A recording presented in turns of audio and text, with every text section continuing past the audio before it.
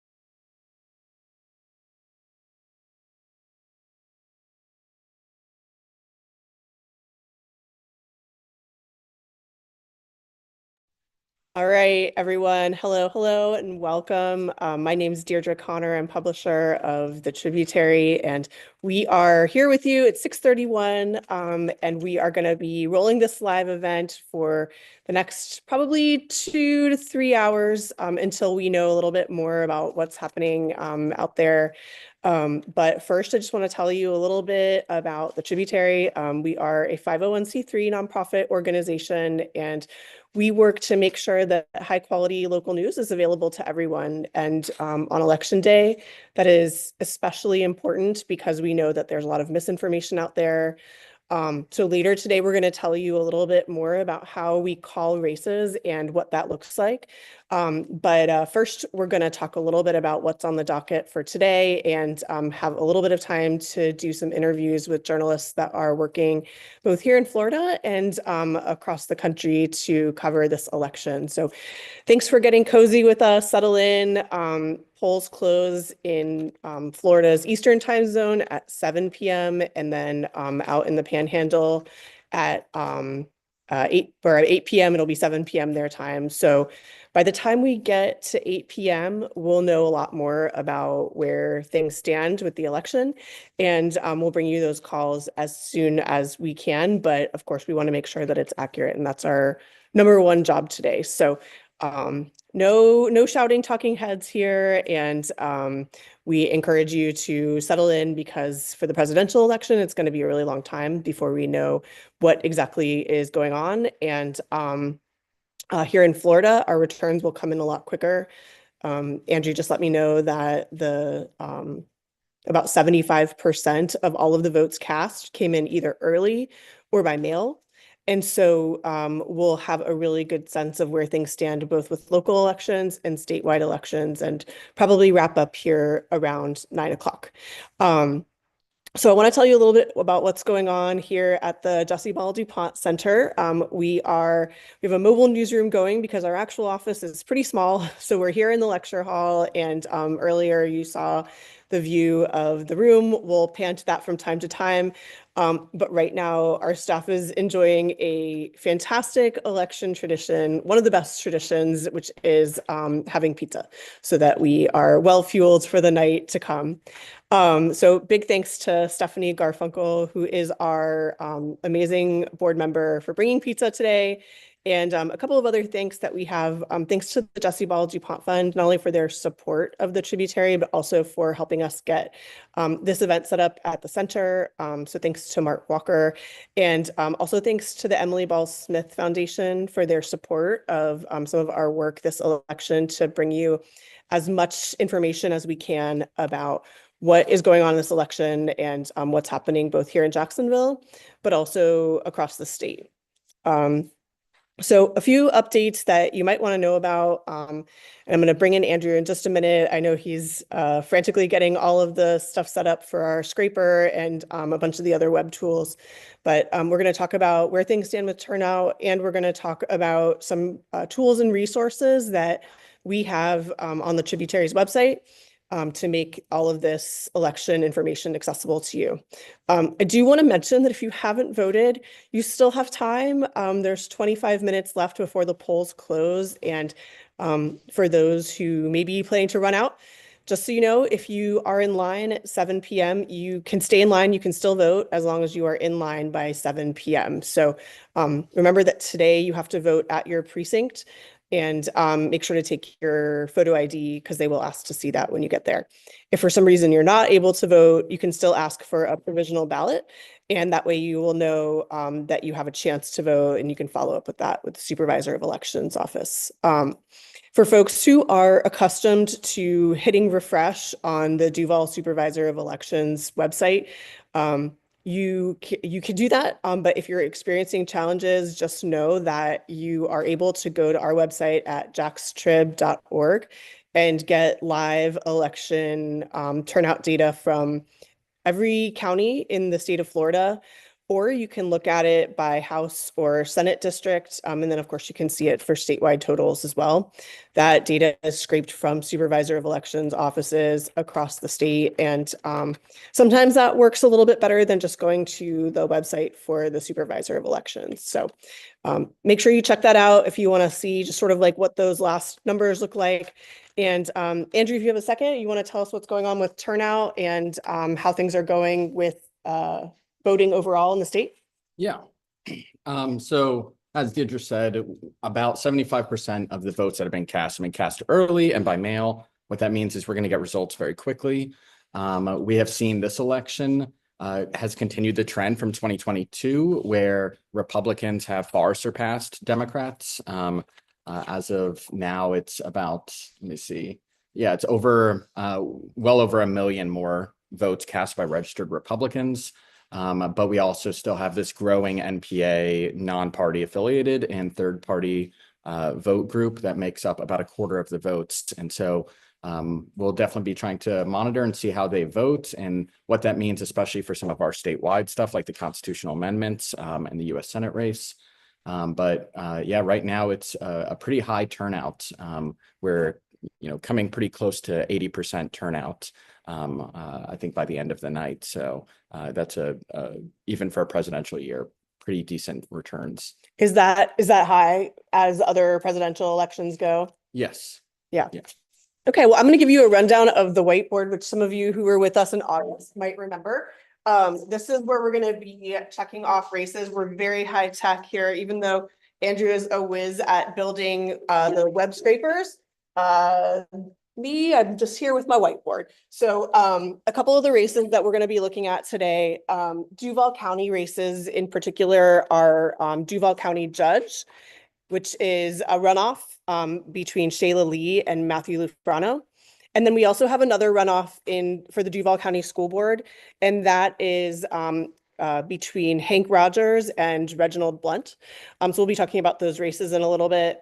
And then we'll be talking about several Florida House of Representatives districts. We have 12, 16, we've got 17 and 15. So we'll be talking about all the things that are happening in those Northeast Florida House District races.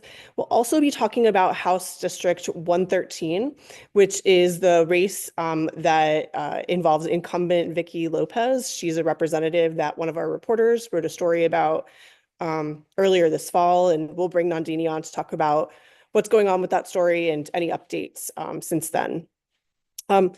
Of course, we have congressional elections happening too throughout the state and here in Northeast Florida in particular, District 4 and District 5. So we'll be talking about those and making some calls on those races. And then something that's been taking up a lot of attention throughout the state, the constitutional amendments. So we have 6 of those on the ballot. We'll dive into those a little bit at a time. And then you can't see down there, but we will also be keeping an eye on whether the Republican supermajority in the Florida legislature holds. And we'll be looking at the race for US Senate, which is also a statewide election. And then finally, we'll be looking at Florida Supreme Court retention votes. That was something that we had a story on earlier in the fall as well. And we'll talk a little bit about that. So before we move on to talk about each individual amendment, I'm going to bring in somebody who has been reporting on Florida and in particular on reproductive rights, particularly looking at Amendment 4. So hang tight and I'm going to bring her in.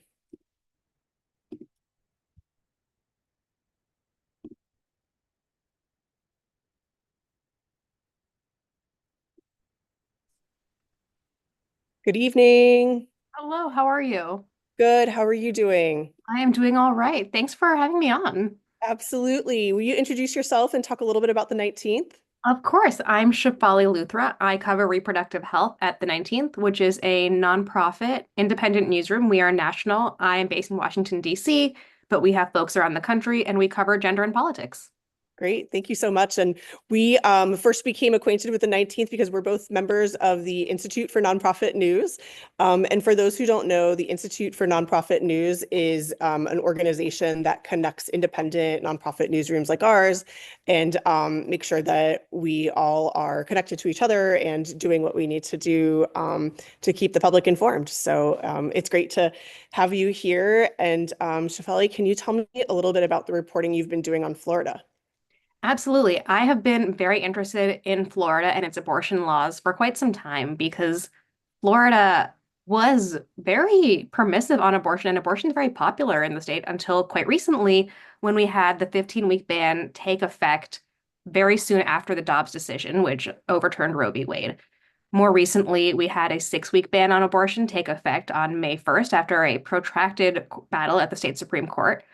And why this is so important is because Florida, for almost a year, was the most permissive state for abortion in a lot of the South. Anywhere further south than Virginia, Florida was the best option. And it has so many abortion clinics, so many places people can get care, that it saw very large increases, many people traveling to Florida from other neighboring states to get abortion.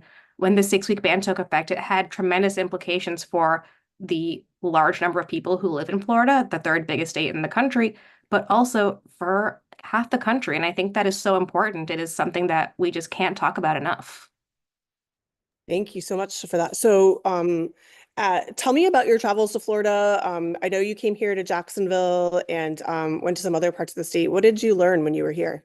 I was really interested in Jacksonville. I have family there, and I was like, "Ooh, let's go see what is happening in there." And what happened, I thought was very interesting because it is not that far from the Georgia border.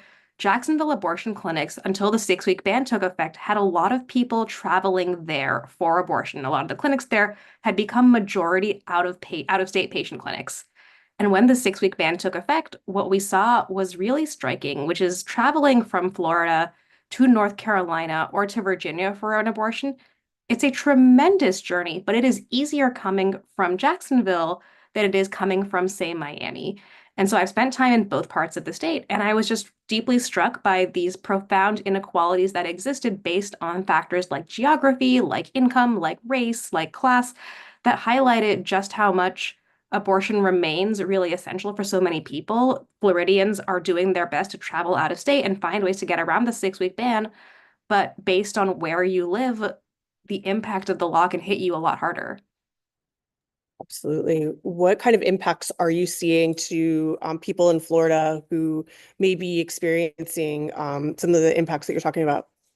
I have been thinking a lot about a young woman I met from Southwest Florida, a couple of hours from St. Pete, and she, I think, is the kind of story we need to be hearing from. She had an abortion because she became pregnant. It was a very wanted pregnancy. She was very excited about this. And then she learned that there was a devastating fetal anomaly called trisomy 18, and the doctors were quite sure that she would not give birth to a healthy child. The data for trisomy 18 is quite horrific. Very few, if any, make it to the first year, let alone longer than that. But because it wasn't a definitive fatal anomaly, she did not have the option for an abortion in Florida. And so what she did was she borrowed money from her family, got money from an abortion fund, and she flew from St. Pete to Richmond. And that is an incredibly far journey to make for someone who did not plan to make this trip and who was doing it for something she did not want to do, but felt like she didn't have a choice.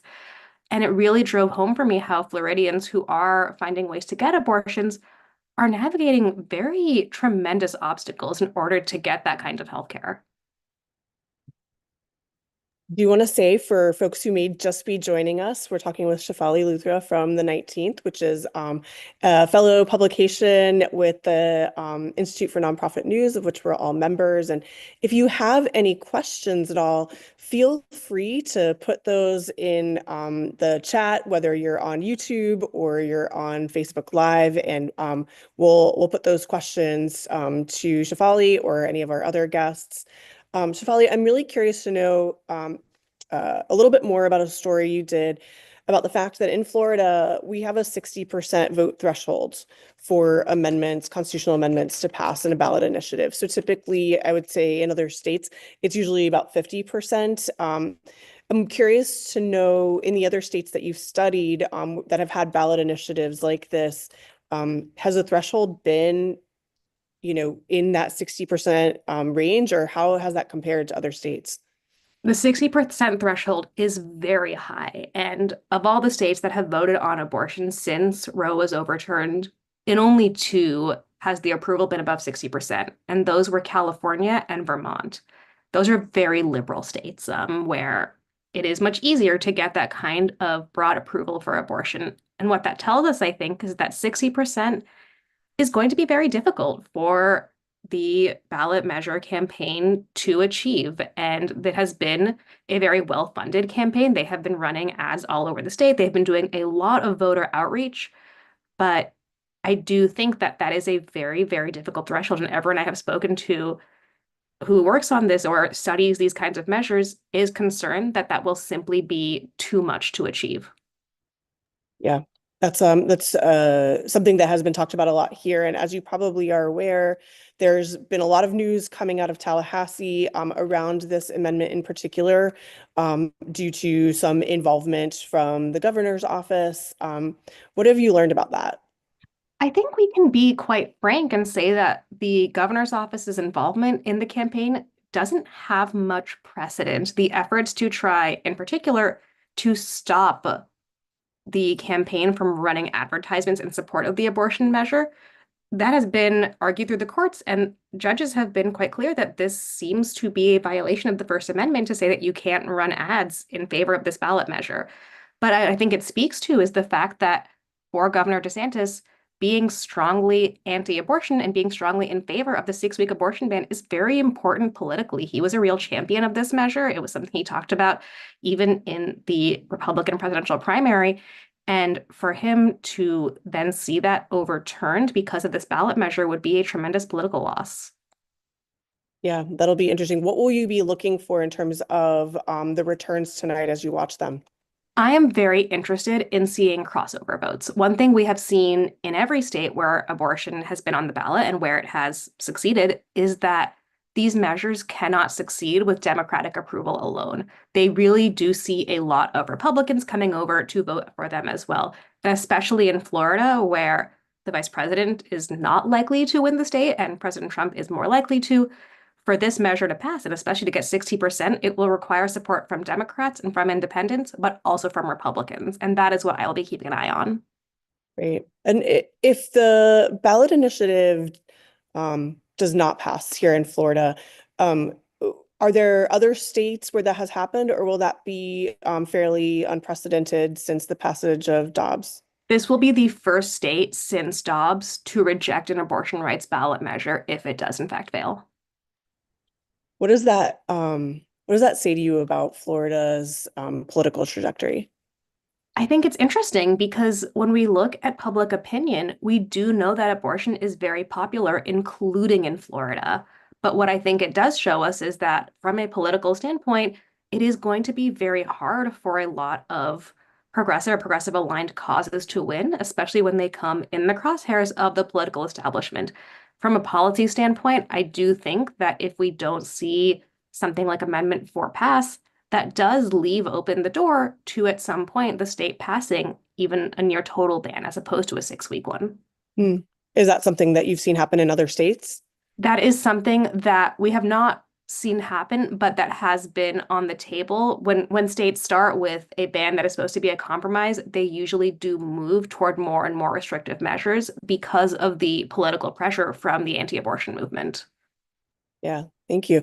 And so looking ahead, do you have any predictions for where you think this will go, or anything that you think folks ought to be on the lookout for? I do not know where this will go. I think it would be very foolish for anyone to try and guess. I think this is going to be probably pretty close, but I could be wrong on that. But I do think that no matter what happens, what we should all be keeping an eye out for is how people's lives are affected. If this measure does pass, what does implementation of the amendment look like to restore abortion rights? And if it fails, what measures do people have to go to continue to access abortion in Florida? And what impact does that have, not only in the state, but in the entire South? Great point. Well, how will you be covering this moving forward? Are you working on a story for tonight? Are you covering it in the weeks ahead? I will absolutely be covering tonight's results, along with our broader coverage, looking at the 10 states where abortion is on the ballot. And then looking ahead, I think we will absolutely have lots of stories to do about how abortion laws continue to change in the states and the relationship that has with whoever is in the White House. Great. Well, thank you so much for jumping into our live stream. How can folks follow your work moving forward? I am at Chaali L on the artist formerly known as Twitter, but you can also read my work at 19thnews.org. Great. Well, thank you so much for joining us tonight. And you can check our site for live returns. And thank you for all of your work. And we look forward to continuing to partner. Thanks so much. It was great being on. Great. Thank you so much. Bye. All right, that was Chaali Luthra from the 19th, which is a nonprofit news organization covering women's issues throughout the country. So in just a minute here, I'm going to turn to Andrew, turn it over to Andrew to tell us a little bit more about how elections are called here at the Tributary. But first, I just want to say welcome to anyone who is just joining us. We just had a chance to interview someone about Amendment 4, which is focused on abortion access in Florida. And moving ahead, we have the polls closing here in Eastern time in Florida in 9 minutes. So you do have a couple minutes to dash out to the polls and turn out here is looking like north of 80%. So we have quite a lot of participation in this election here in Florida. And Andrew, if you're ready to tell us a little bit about race calls, I will turn it over to you to talk about our process for that. Yeah, sure. So it's really basic math. What we do is we're not looking at the precincts reported. Sometimes you'll see race calls before a single precinct is fully reported, but we're looking at the turnout. And so what turnout is there in a given district and what hits the 50% threshold of those votes. So even if, there haven't been any precincts fully reported, if we know that the leading candidate has already gotten 50% of the votes cast, then we're able to call that race, and they're likely going to be much higher by the time all the votes are cast. Or if we just know that the margin between the leading and the candidate in second is greater than the remaining votes to be counted. And so we use that to try to be responsible, to be careful, to make sure that we're calling races when we know that they can actually be called. And that's helped us in the past. And it sometimes, I think, surprises people because Florida counts their votes so quickly, just how quick we're able to actually call these races. And Andrew, when it comes to how the Tributary approaches this, what are some of our priorities for calling races? Well, so we're focused as a news organization on the races that are in Northeast Florida primarily. So we're looking at the House districts that cover all of Duval County and Nassau County. And we'll be calling those, and we'll have a story up when we are able to call those races, announcing who the winner is. We're also going to be looking after the results are over at some bigger pieces, looking at who has won legislative control in the state. It's almost certainly going to be Republicans, but the question is whether Republicans retain a supermajority in the House and the Senate for Florida, because that gives them a lot of extra power. So we'll be looking at, when do we know that there has been a supermajority or no supermajority? And then also looking at some of the trends. 2022 is very surprising. Republicans made a huge victory. DeSantis won by the largest margin of any Republican in 150 years. And it was a very sudden swing. So a lot of people are wondering how much of that swing is permanent. The early turnout results make it seem like that swing will stay to some degree, but will it stay at this 20-point margin of victory that he had in 2022, or will it shrink? Or will Kamala Harris be able to beat former President Trump in tonight's result? So we'll be looking at some of those to say what the trends are. Afterward, we'll also be looking at some of the precincts just to get really detailed to know, are we continuing to see Hispanic majority precincts move sharper to Republicans? What's happening with Black precincts? Are they continuing to stay as heavily Democratic as they have in the past? And what we know from turnout already is the Black turnout has been pretty depressed this year compared to previous elections and compared to voters from other racial backgrounds. Gotcha.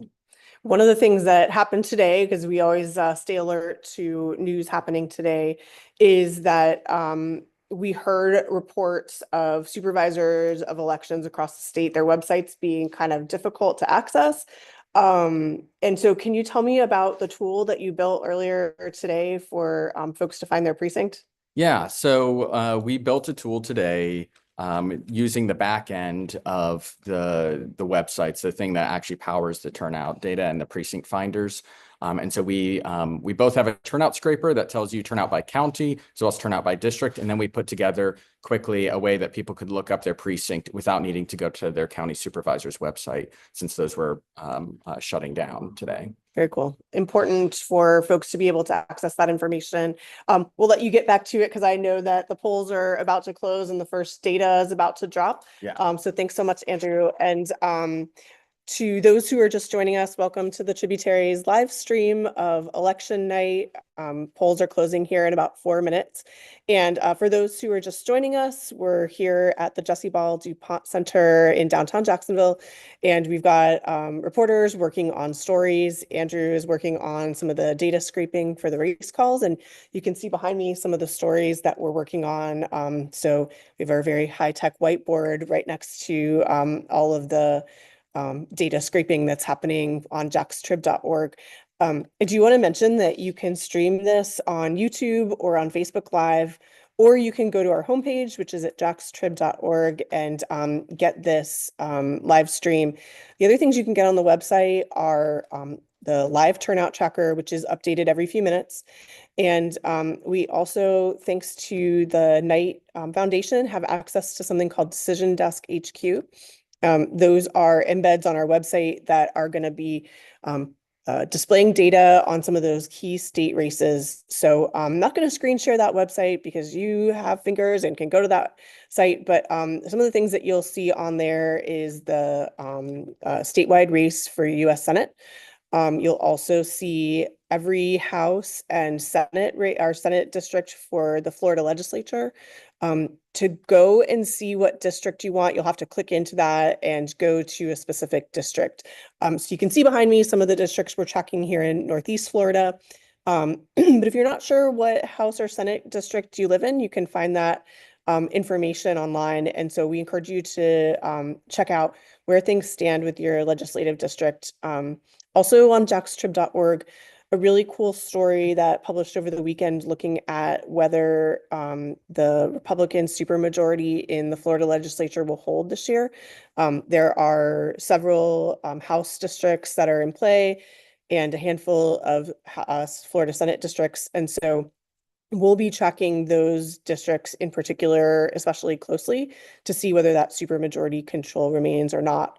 And then we'll also be tracking all of the amendments, and we'll talk about those in a little bit greater detail. But of course, we just talked to Shefali Luthra from the 19th about Amendment 4, which is focused on abortion access. Another one that's been getting a lot of headlines is Amendment 3, which is focused on legalization of marijuana. And Amendment 1, which is a ballot initiative that would call for the change of school board elections into partisan elections. Right now, they are nonpartisan. So we'll be tracking those. And then finally, tracking races for US Congress. We have districts 4 and 5 here in Northeast Florida, and then tracking several other ones. And in fact, if you look at our turnout tracker on jaxtrib.org, we have the turnout not only by county, but also by congressional district, so you can see how things are looking there. If you're interested in a specific congressional district, let us know and we'll make sure to pull that data for you. And if you have any questions at all, please do put them in the chat, either in on YouTube or Facebook Live, wherever you are. You can also email us anytime at info@jaxtrib.org. So we're just a few seconds away from the polls closing here in Eastern Time. And this is where I just take a moment to remind you that the Tributary is a 501c3 nonprofit organization, and we exist entirely on charitable contributions. So we got started thanks to a bunch of folks who got really enthusiastic about the Tributary and made those donations to kick us off. And we are just so fortunate that there are so many of you that are supporting this work. If you feel so inclined, this is a great time to make a donation, either a one-time contribution for those of you who are already monthly contributors, or if you've never contributed monthly, we encourage you to do so.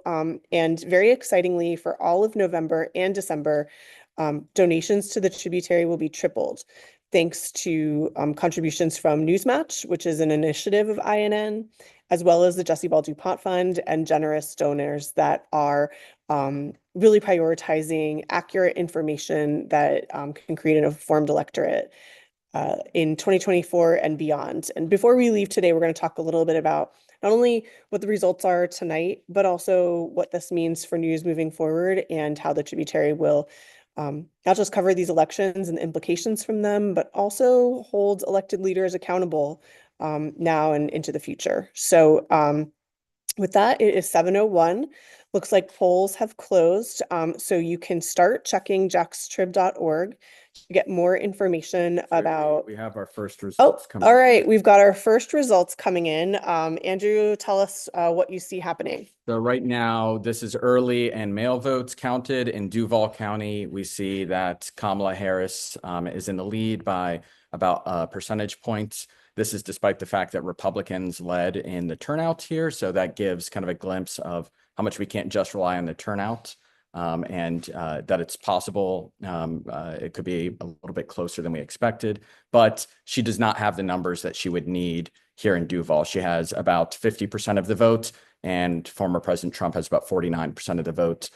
She would have needed a larger margin here. So we're still waiting to see other counties as they come in, but that's already giving us a strong indication of what's to come.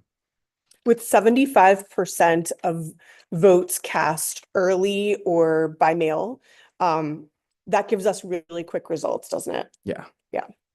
Okay, so early results on what the presidential looks like here in Duval, and we'll know a little bit more about what's going on with some of these other races in just a moment.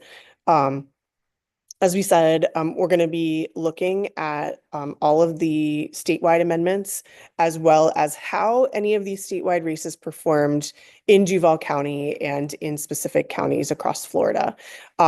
So while we're waiting for some results to come through, I'm going to draw your attention to a story that published in the Tributary a couple of weeks ago, and that was focused on House District 113. An incumbent candidate that had quite a lot of dealings with a company called Bus Patrol. And I'm going to bring Nandini Srinivasan. She's our investigative reporting fellow up to talk a little bit about what the story was all about and what has happened since then, because there have been implications for the election.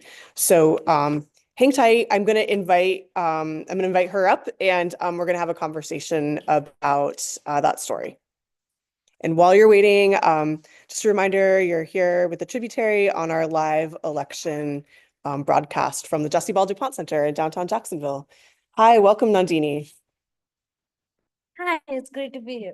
Thank you so much for all of your great work. You came to us by way of Columbia University in New York, and tell us a little bit about the story that you reported on Representative Vicky Lopez. Right. So we started work on this a few months ago. We got a tip from a source who let us know that, hey, very Representative Vicky Lopez, she voted on these bills. Looks like her son is now working for this company. And she's been speaking about this. Have you heard anything about this yet? So we made a house-wide request to both the House and the Senate. We made a legislature-wide request for any communications with Representative Vicky Lopez about Bus Patrol or her son, wherein we got this whole conversation between her and Representative Angie Nixon in Jacksonville, where they this is like within like 10 days of her son getting his job at Bus Patrol. And she texts Angie Nixon and asks her, hey, do you know any school board members in Duval County that you could introduce my son to? He wants to expand Bus Patrol's pilot program, which in itself is a red flag because Bus Patrol never had a pilot program in Duval in the first place. So none of this made sense. Yeah. One of the interesting findings of the story is all of the ties between this legislator and Bus Patrol. Nothing about it was necessarily illegal because of the lax laws that we have here in Florida. How do those differ from other states? So I mean, I know in Florida, at least the kind experts have been telling me the kind of standards that legislators will set for themselves is different from the kind of standards you would set for a local county official. For example, one thing that we try to make across is that this is something that Vicky Lopez voting on a bill that could benefit a company that has a son on a payroll is something that we would normally consider to be a conflict of interest. But in the Florida legislature, they get to decide whether it is a conflict of interest. And the interesting thing is that she can vote. That vote is not illegal at all. Nothing. We're not saying she's doing anything illegal, right? It's not illegal for her to vote at all, right? The only thing she would have to do is disclose within, I believe, 15 days of that vote, and she did not do so. And even the penalty for disclosing is vastly different between a local official and a legislature. The last person in the last legislator who got penalized for this got nothing. This was, I believe, 2014, and there were no penalties whatsoever. The penalty was referred to the House, and nothing was meted out at all. While for a local official, the maximum penalty is $4,000 fine, which in itself makes you wonder, is there really a fine happening? And are our fines going to the right public officials to hold accountable? Yeah. So this story was co-published with the Miami Herald. What are some of the impacts that have been seen since the story ran? Well, since the story ran, first off, we've been getting a lot of support out of Mhm. Miami, Yeah. both from local TV and local radio to talk more about this story. Um, Another thing that was interesting is that the Miami Herald rescinded their endorsement for Vicky Lopez. Mhm. They said that while we agree that she hasn't done anything illegal at all, there is no accusation of a crime here or anything, but it does not paint a pretty picture, so we no longer want to endorse her. Yeah. So yeah, the Miami Herald did that, which is really cool. Yeah. So some continuing impacts from that, and I know it's become a campaign question down there. So we'll be tracking that story and you'll be reporting on the outcome of that election. Yeah. I do know that that Jackie Kellogg, who's running against Vicky Lopez, over the past couple of weeks, I have seen a lot more traction from her campaign about the story. Hmm. Obviously, for Yes. obvious reasons, right? So, which has been the most I've seen out of her campaign with regarding to this story. But at the same time, she does not have her campaign does not have nearly enough funding as Vicky Lopez does. So, how big of an impact, or will this have any impact on the polls, is something that we still need to see. Yeah, well, we'll keep an eye on it. Thank you so much for reporting on that Thank story. you. And for folks who have not seen it, you can go to jackstrib.org and read the full story. If you're hanging out on our YouTube page, we actually have a kind of quick TLDR version on the YouTube page that's about 1.5 minutes long. So thanks so much to Nandini for sharing more about what's going on there.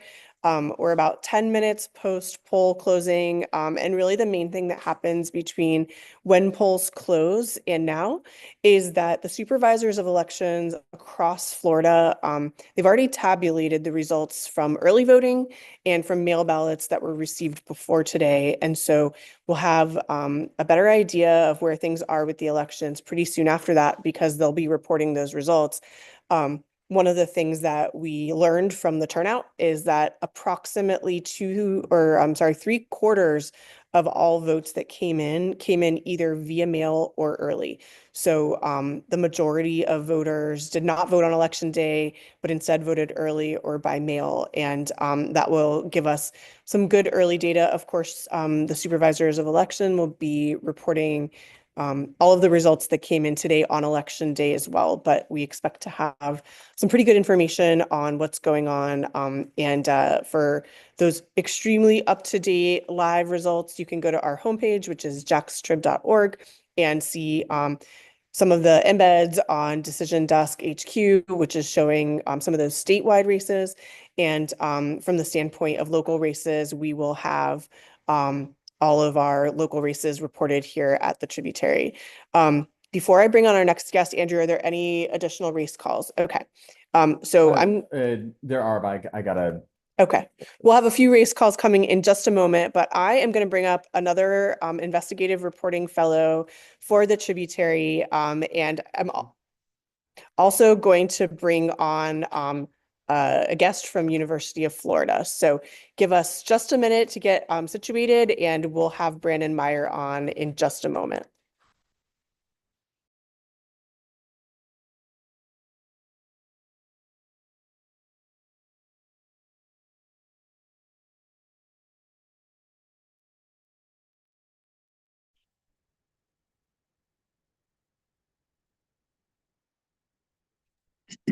Hey, Brandon, me? can you hear us okay? Yep. Great. I'm going to have you introduce yourself in just a moment. I'm Deirdre Connor with the Tributary, but I am going to turn it over to Bia Lunardini, who is our investigative reporting fellow here at the Tributary this fall. And you all are both students at University of Florida. So she's going to walk you through some questions on what we're seeing in the data from the election so far. So Bia, I will turn it over to you if you want to introduce yourself and then have Brandon introduce himself. Okay, hi, my name is Bia Lunardini. I am the Criminal Justice Fellow with the Tributary up until about December. Brandon, do you want to introduce yourself? Yeah, my name's Brandon Meyer. I'm a visiting lecturer at the University of Florida, where I focus on political coverage and automated reporting systems. Yeah, so you created Florida data, right? Can you tell me a Yeah, little bit about how important the spread of that information is? yeah. So we have two big products that I've built since I've been here. Florida Data is a kind of a public records warehouse where we ingest all of the state data that we could get our hands on, and then we make sense of it. So we tie records together based on who those records pertain to. We look at voting records. We look at so much, everything from Department of Health disciplinary files to teacher disciplinary files to traffic tickets, traffic crashes, parking tickets, uh, elected officials. We try to ingest as much information as we can get. And we also have automated reporting. So we have different systems in place that will actually identify news stories for us that we can then take a look at and decide whether or not we'd report it. Our second product is this pertains to tonight is FreshTake.vote, and it's an automated reporting system that goes out to all 67 counties and aggregates all of the turnout data for all those counties all in one place, and we produce graphic analysis and visuals, and then do some light analysis on that data to make sense of what's going on. Absolutely. So what would you say is going on right now? Well, the Republicans are turning out in large percentages. So I think if you just let me pull up my handy dandy notebook here. It looks like Republican turnout is going to be at 85% tonight. With the panhandle still being open, it could go a little bit higher than that. And the last time I looked, it looked like Democratic turnout was sitting at about 77%. So about an 8-point spread between Democratic turnout and Republican turnout. Overall, I'm going to check my math on this one. See here.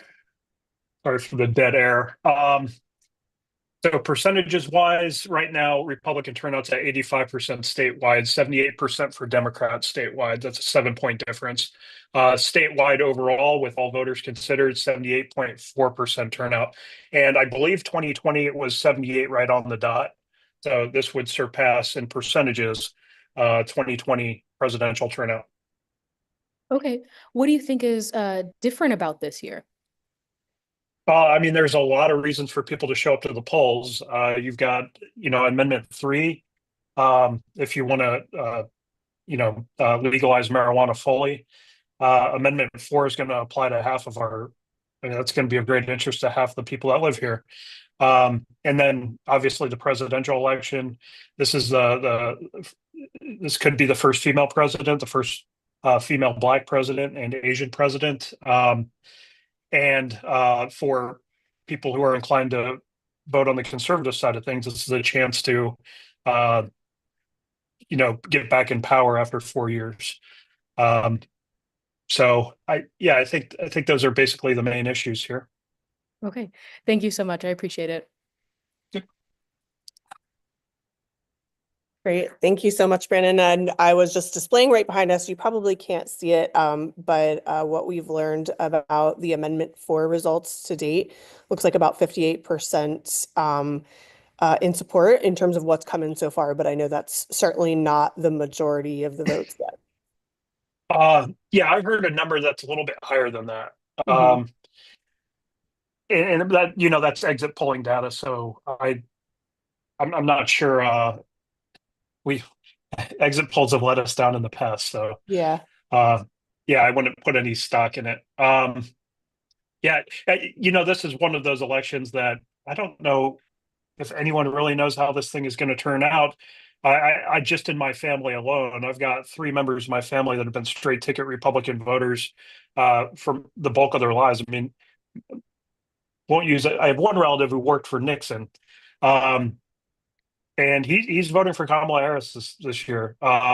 And so I don't know if that is a trend that you're going to see in like because I have lots of people in my life who are conservatives that are voting for Kamala Harris.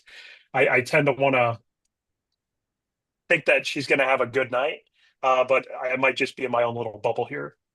Yeah, absolutely. Well, that's why we look at the data and add context where we can, but you're right. Most folks not using exit polls so much anymore, knowing that those aren't quite as accurate and especially here in Florida because we get the data back so quickly, we should know more about where things are headed as the night progresses. And Brandon, tell us how we can follow your work and the work of Fresh Take Florida. Yeah, so our website is freshtake.vote, no spaces. And our dashboard is there. You can take a look at turnout and kind of dig in a little bit. And goes down to the county level. Great.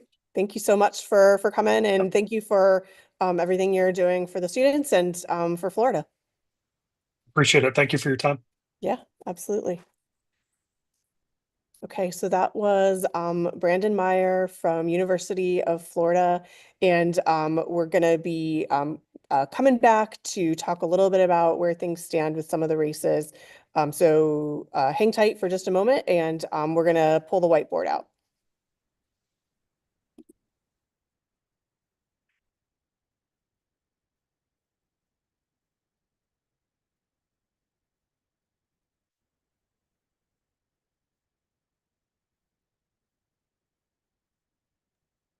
Okay, we're back with the whiteboard. So here's some of the races that we're going to be looking at today. We've got Duval County Judge. We've got Duval County School Board District 5. We've got Florida House District 12, Florida House District 16, Florida House District 15, and Florida House District 17. All of those are in Northeast Florida. And then we're also going to be looking at Florida House District 113 in Miami. The incumbent was subject of some reporting by the Tributary. And there are some other swing districts that we're seeing across the state that were featured in a report in the Tributary recently. And then, of course, we have some congressional districts and those statewide races we just talked about. Brandon, are there any districts in particular that you're looking at? Obviously, Senate District 3 over in Leon County, Tallahassee, that's Corey Simon. That's going to be of great interest. It seemed that there was some reporting this morning that said that Democratic turnout was a little low. I actually snuck on X in the middle of the day to check into it. It looked like there was a long line at Florida State University for students to vote. But in general, no, I've been focused mostly on just county performance, just to gauge. I mean, down in South Florida, you have that what has traditionally been like a large block of Democratic voters, and now we're starting to see this will be the third election in a row where Republicans might take Miami-Dade. And I mean, it wasn't but 2 years ago when Republicans took Palm Beach County. So that's like the big focus of my attention right now.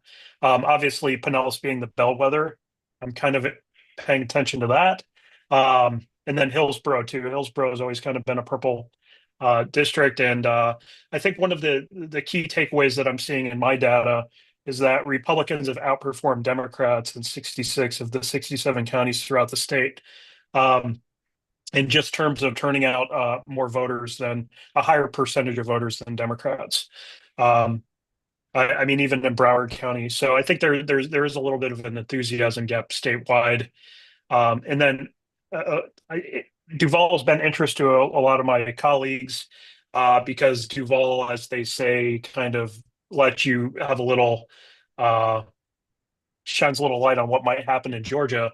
And Duval right now, just looking at these numbers, let's see, Republican turnout in Duval County is 80%, and Democratic turnout in Duval County is 71%. So there's a 9-point spread. So that might influence a lot of the districts that you're looking at right now. Yeah. What do you attribute that difference to?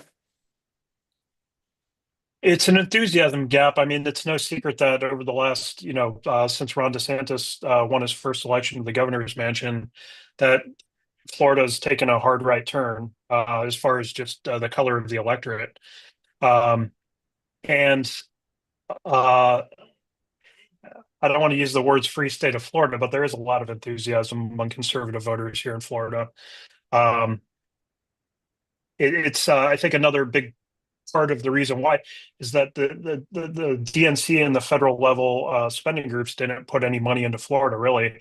I mean, maybe into the Senate race they put a little bit of money, but yeah, I mean, and for not being a battleground to see this level of turnout is pretty astounding. And I think that just goes to show about the enthusiasm. Maybe Republicans are just more inclined to get out today, at least here in Florida.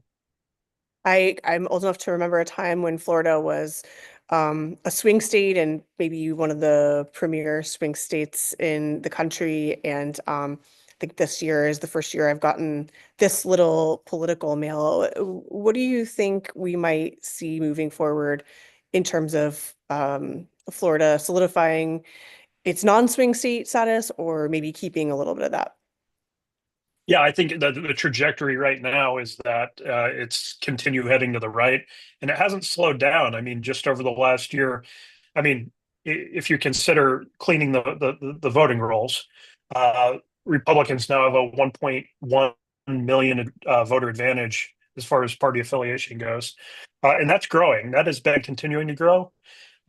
There were some thoughts that maybe as the election neared, the get out the vote operation on the Democratic side would have pushed that number back a little bit. That never happened. Republicans kept it slowed a bit, but it never went back. Republicans have I think they just hit 1.1 million last week. Yeah. Yeah. Well, I'll take a quick pause here just to remind folks that you're listening to the Tributaries election night broadcast live. And we do have a question that's come in from the chat. What do you think about what exit polls are showing? Concerns about threats to democracy being a big concern among voters and potentially even beating out the economy and immigration. Is there anything we can begin to glean from either those exit polls or what voters have been saying about their top issues? I actually can't speak to any of that because I've not had time to actually look at any of the exit polls. I know they started rolling out a couple hours ago. I haven't seen any of that data right now, and I don't know what is driving people to the polls right now. I did glance at it a little bit, but I didn't retain any of the percentages to memory. I did see some things that democracy was a big deal, and I don't know if there are multiple ways to interpret what democracy means, depending on which side of the aisle you're on. And yeah, I mean, I'm not well versed with those numbers yet. Yeah.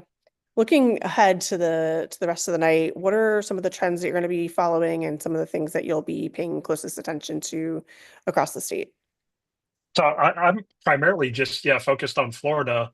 I just looking at the numbers, unless, like I said, if there's that mysterious contingent of conservative voters who are secretly voting for Kamala Harris, it could be an interesting night. This is the amazing thing is nobody knows what's going to happen. I looked at a slew of polls in the last few days, and I mean all of those polls diverged wildly. I mean, everyone heard about the poll that came out of Iowa a couple days ago. I have no idea how these things are going to go. We could be in for a surprise. I mean, just judging from my own family, if that spreads out to the entire electorate, everyone's going to be pretty surprised about how things go tonight. But yeah, I don't even want to speculate. Absolutely. Things I'm looking for. I mean, I think this is going to be an early night for Florida. None of the polling suggested that it would be close or that it would be competitive. And I think the Democrats were well aware of that when they decided not to send any money here, that it would be wasted money to send money here.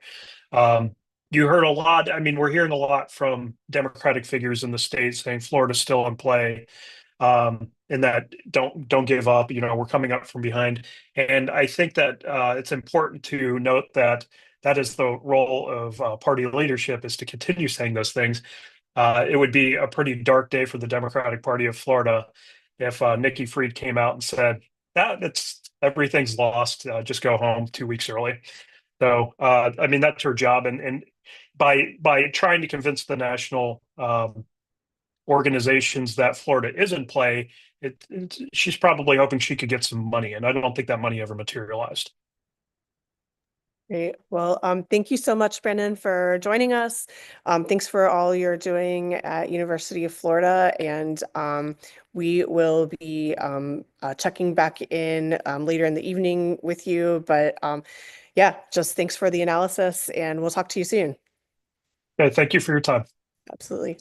All right, well, welcome back to the Jesse Ball DuPont Center. This is the Tributary, and we are doing election night live. I want to say thank you so much to the Emily Ball Smith Foundation for making today possible, and also thank you to the Jesse Ball DuPont Fund for helping us get set up today with the room and all the technology that we need to make this work. So it looks like we do have a few races that have been called. So Andrew, do you have a second to tell us about some of the calls that have been made? Yeah, give me 1 second and we might call Absolutely. the last one. Okay, I'm going to get the whiteboard all queued up for some of our house districts that have been called. And oh, somebody wrote jackstrib.org on our whiteboard. Yes, you can go to that site.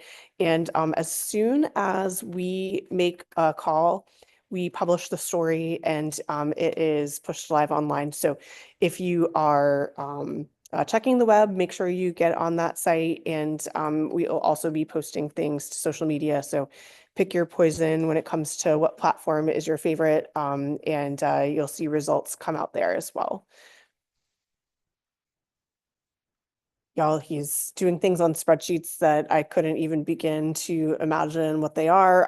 But one of the things, as you probably heard Andrew talk about earlier, is that we look not just at And I'm the calling you votes 15. that have been counted, but also the votes that have come in Basically terms all of of them. total turnout. And so that we can be really confident that the races that are called are accurate and based on not exit polls or guesses, but really based on hard numbers.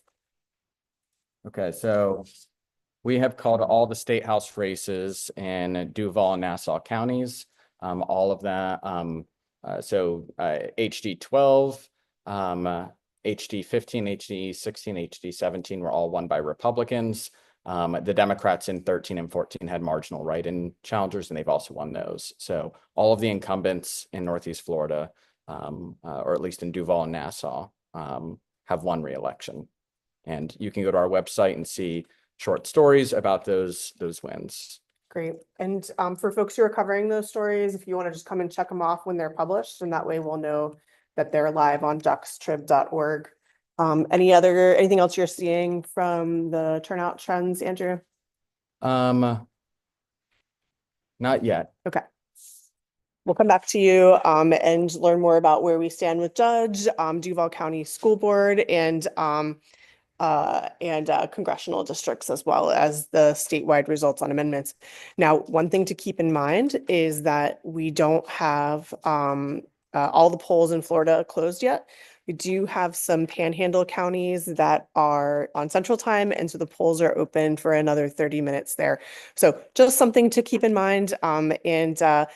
Anybody who's published their story, come on down, and or I'll come to you and we can talk about what we've learned. Has published is 15 and 16.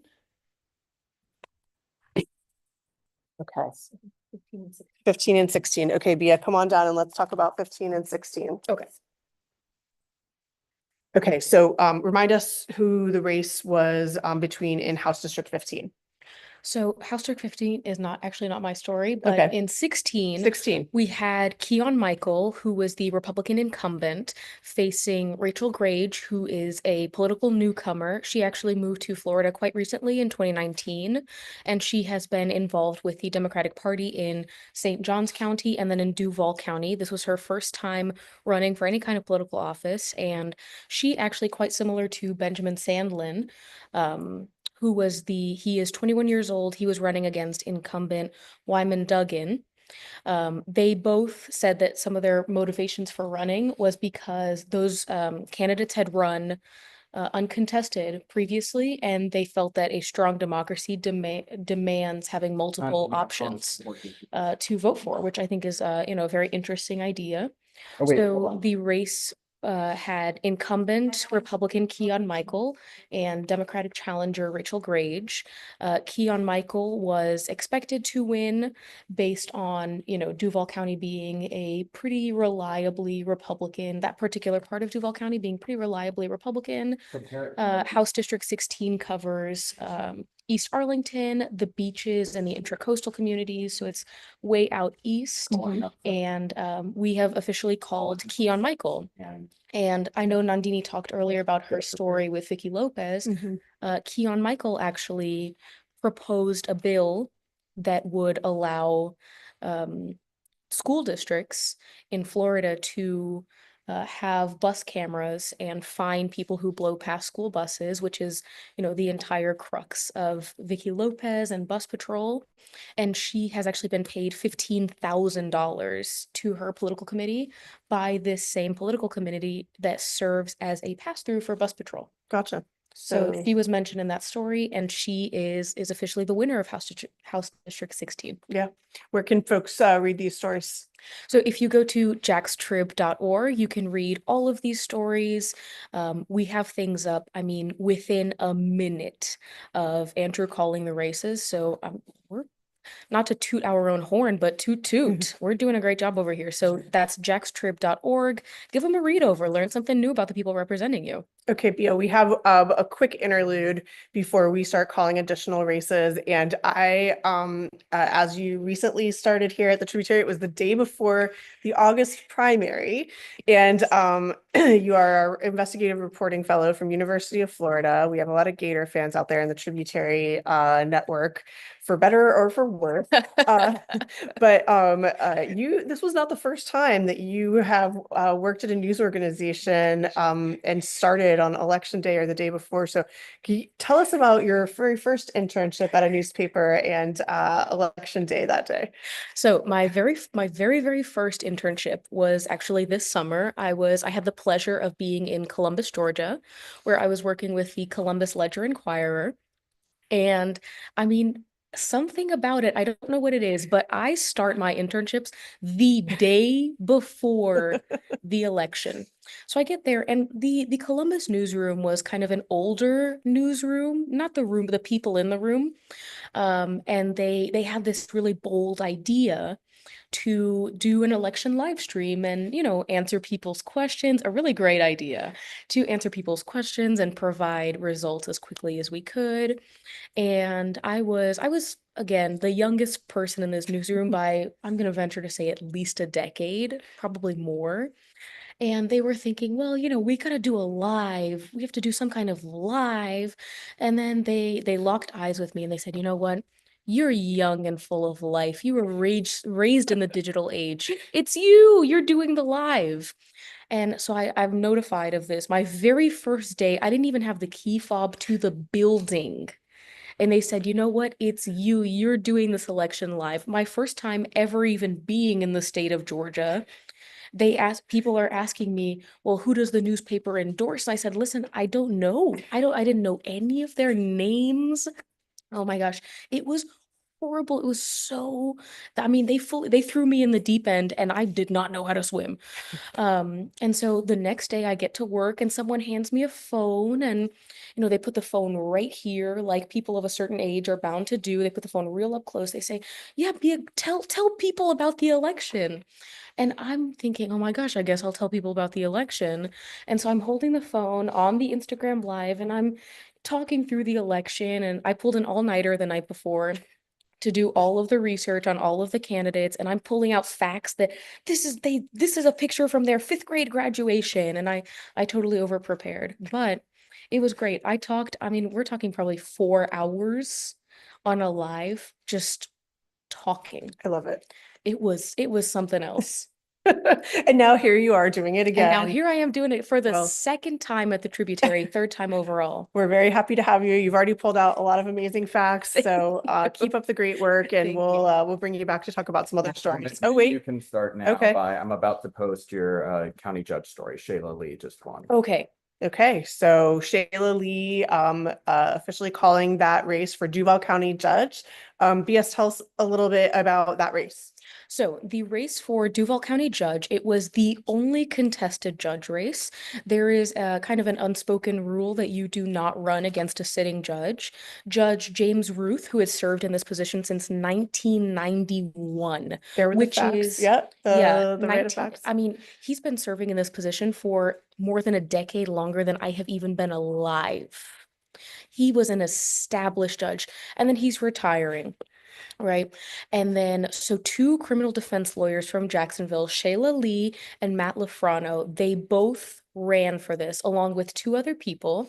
There was an August election. Nobody won. Shayla Lee and Matt Lafrano are the only 2 that advanced to the runoff, which was today. Now, Shayla Lee is currently working at the Public Defender's Office. She has spent her entire legal career here in Jacksonville in public service, working with the Guardian Ad Litem Office and the Department of Children and Families. She took a very, very brief stint in private practice and then went back to the Public Defender's Office, where she works until now, when she will assume the spot as a Duval County judge. And what does a county judge do? That is a great question. Now, I was at the Regency Square branch library earlier today. I was talking to people as they were leaving, just to kind of get an opinion on what this election means to them, what their thoughts are, what their feelings are. I spoke to this man who said that he was just there for the presidential election. I asked him if he voted all the way down his ballot, and he said absolutely not. He said he skipped almost all of them, except for the presidential election. And I think county judge is one of those things that people may skip because they think it's not super important. But I think it is actually incredibly important, because county judges, they handle small claims lawsuits. So nothing that's crazy, but just maybe your average kind of lawsuit spat that you might see. And they handle misdemeanor cases, which can carry up to a year in jail. So not nothing, quite a decent amount of time, and something that can really upturn someone's life if you get sent to a year in jail, And they also set bail, if any, for defendants when they come and have their first appearance in court. Now, that is really interesting in Duval County, because Duval County has been, over the past several years, has been accused of setting bail amounts that are way too high, and they are prohibitively costly. And, in Florida, the kind of judicial standard is non-monetary bail, unless it's kind of an exigent circumstance. But Duval County has been accused of doing the opposite, in that many people are assigned, not only given bail to begin with, but also bail levels that are way too high. And that's something county judges are responsible for, determining that amount. So those are the main responsibilities of a county judge. Great. Thank you so much, Bia. Of course. And we'll bring you back in a little bit to talk about some of the other races. Absolutely. Thank All you so right. much. Yeah, absolutely. So Andrew, it sounds like we Stop have calling it for Reggie Blunt. we have some additional races to call. I said prepare it. So we have a couple of other races that are ready to be called. I think I heard you say calling Florida House District 113 Yes. for Vicky Lopez, who is the incumbent. So another incumbent. And as we were just talking to Bia about Duval County Judge, Shayla Lee has been elected to that position. And Andrew, I think you told me that with Shayla Lee's election to the bench, that would be the first Black woman second Black woman who has ever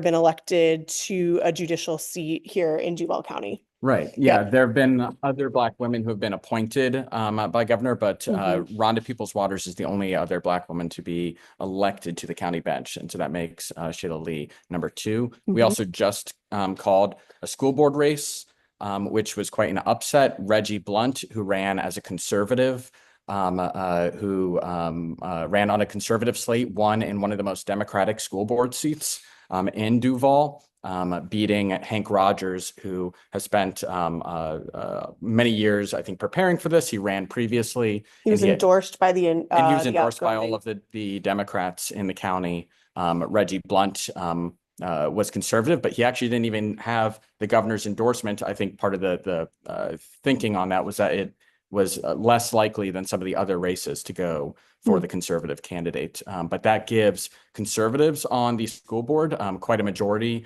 as they start to grapple with school closures, as well as some of the culture war issues that school districts have been facing. Yeah, wow, that's probably going to come as a surprise to a lot of the folks in District 5. Now, we should mention that that school board district is different than it was in past years because of redistricting. And for folks who don't know, school board districts are really based on 2 city council districts that are kind of smushed together. And so with the redistricting of city council districts, school board districts in this election looked a little bit different than they have in the past. So just to recap where we are with our whiteboard, Duval County Judge has been called for Sheila Lee. Duval County School Board District 5 has been called for Reggie Blunt. House District 12 has been called for Wyman Duggan, which is who's the incumbent. House District 16, Florida House District 16, called for Keon Michael, also the incumbent. House District 15, someone will have to remind me of who that is. I'm sorry? Dean Black. Yes, Dean Black is House District 15, and then House District 17 is called for Jessica Baker, also the incumbent. And then Florida House District 113 in South Florida, incumbent Vicky Lopez is projected as the winner there. Looks like we also have some calls on our Northeast Florida congressional districts. Districts 4 and 5 were occupied by incumbent Republicans, and they have been confirmed as being reelected. Andrew, is that correct? Yes. Yeah. Yep. And in District 4, that is Representative John Rutherford, Aaron Bean. It used to be Congressional District 4 that John Rutherford represented. After redistricting, it became CD5.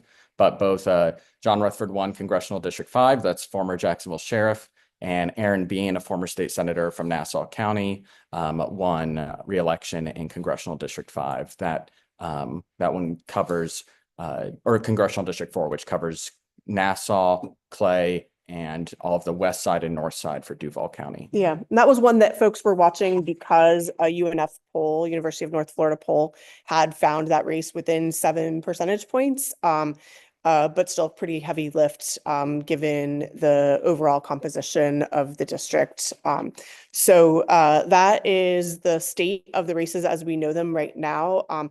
We are still, of course, tracking all of the constitutional amendment ballot initiatives.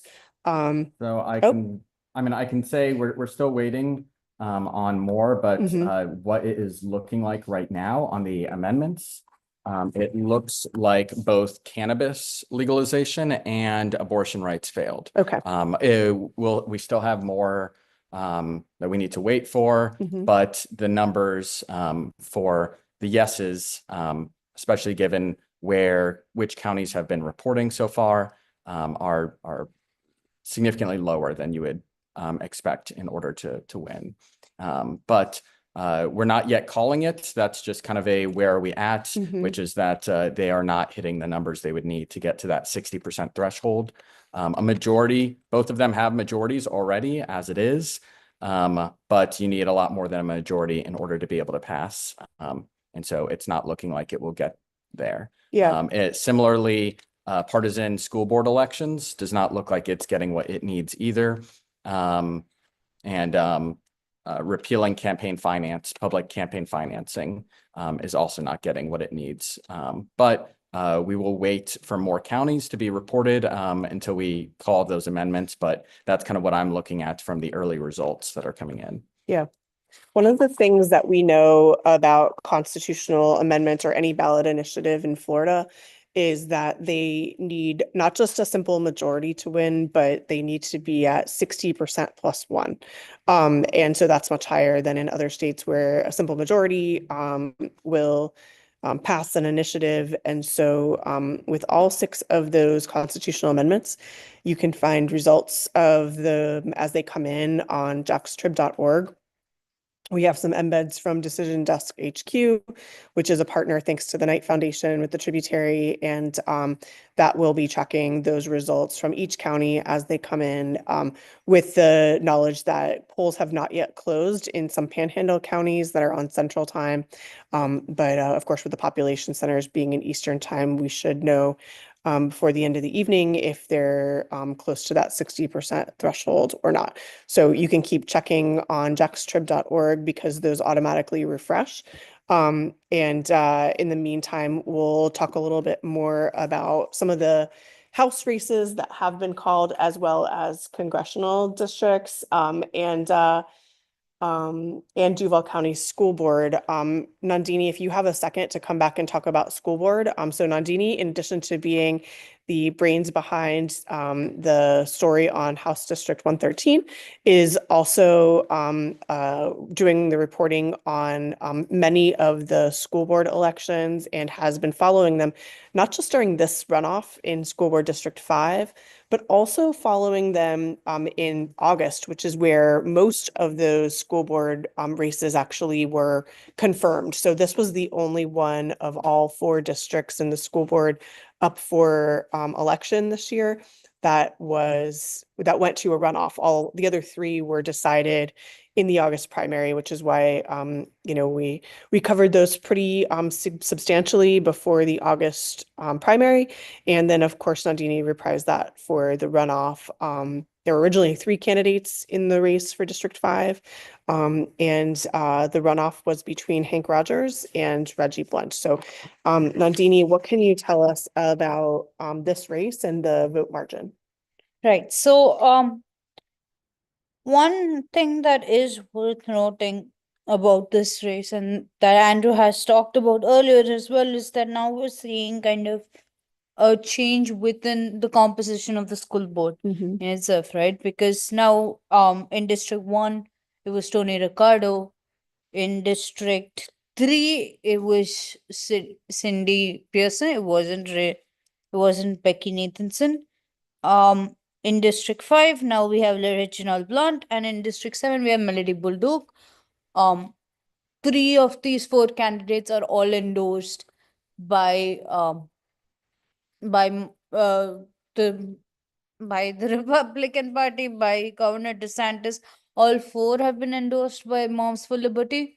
So we are seeing a kind of a shift within the school board itself, which is particularly significant because a lot of these candidates ran on not being Moms for Liberty, and we're seeing school board candidacy in itself become a lot more partisan, which is also relevant because it is on the ballots as well.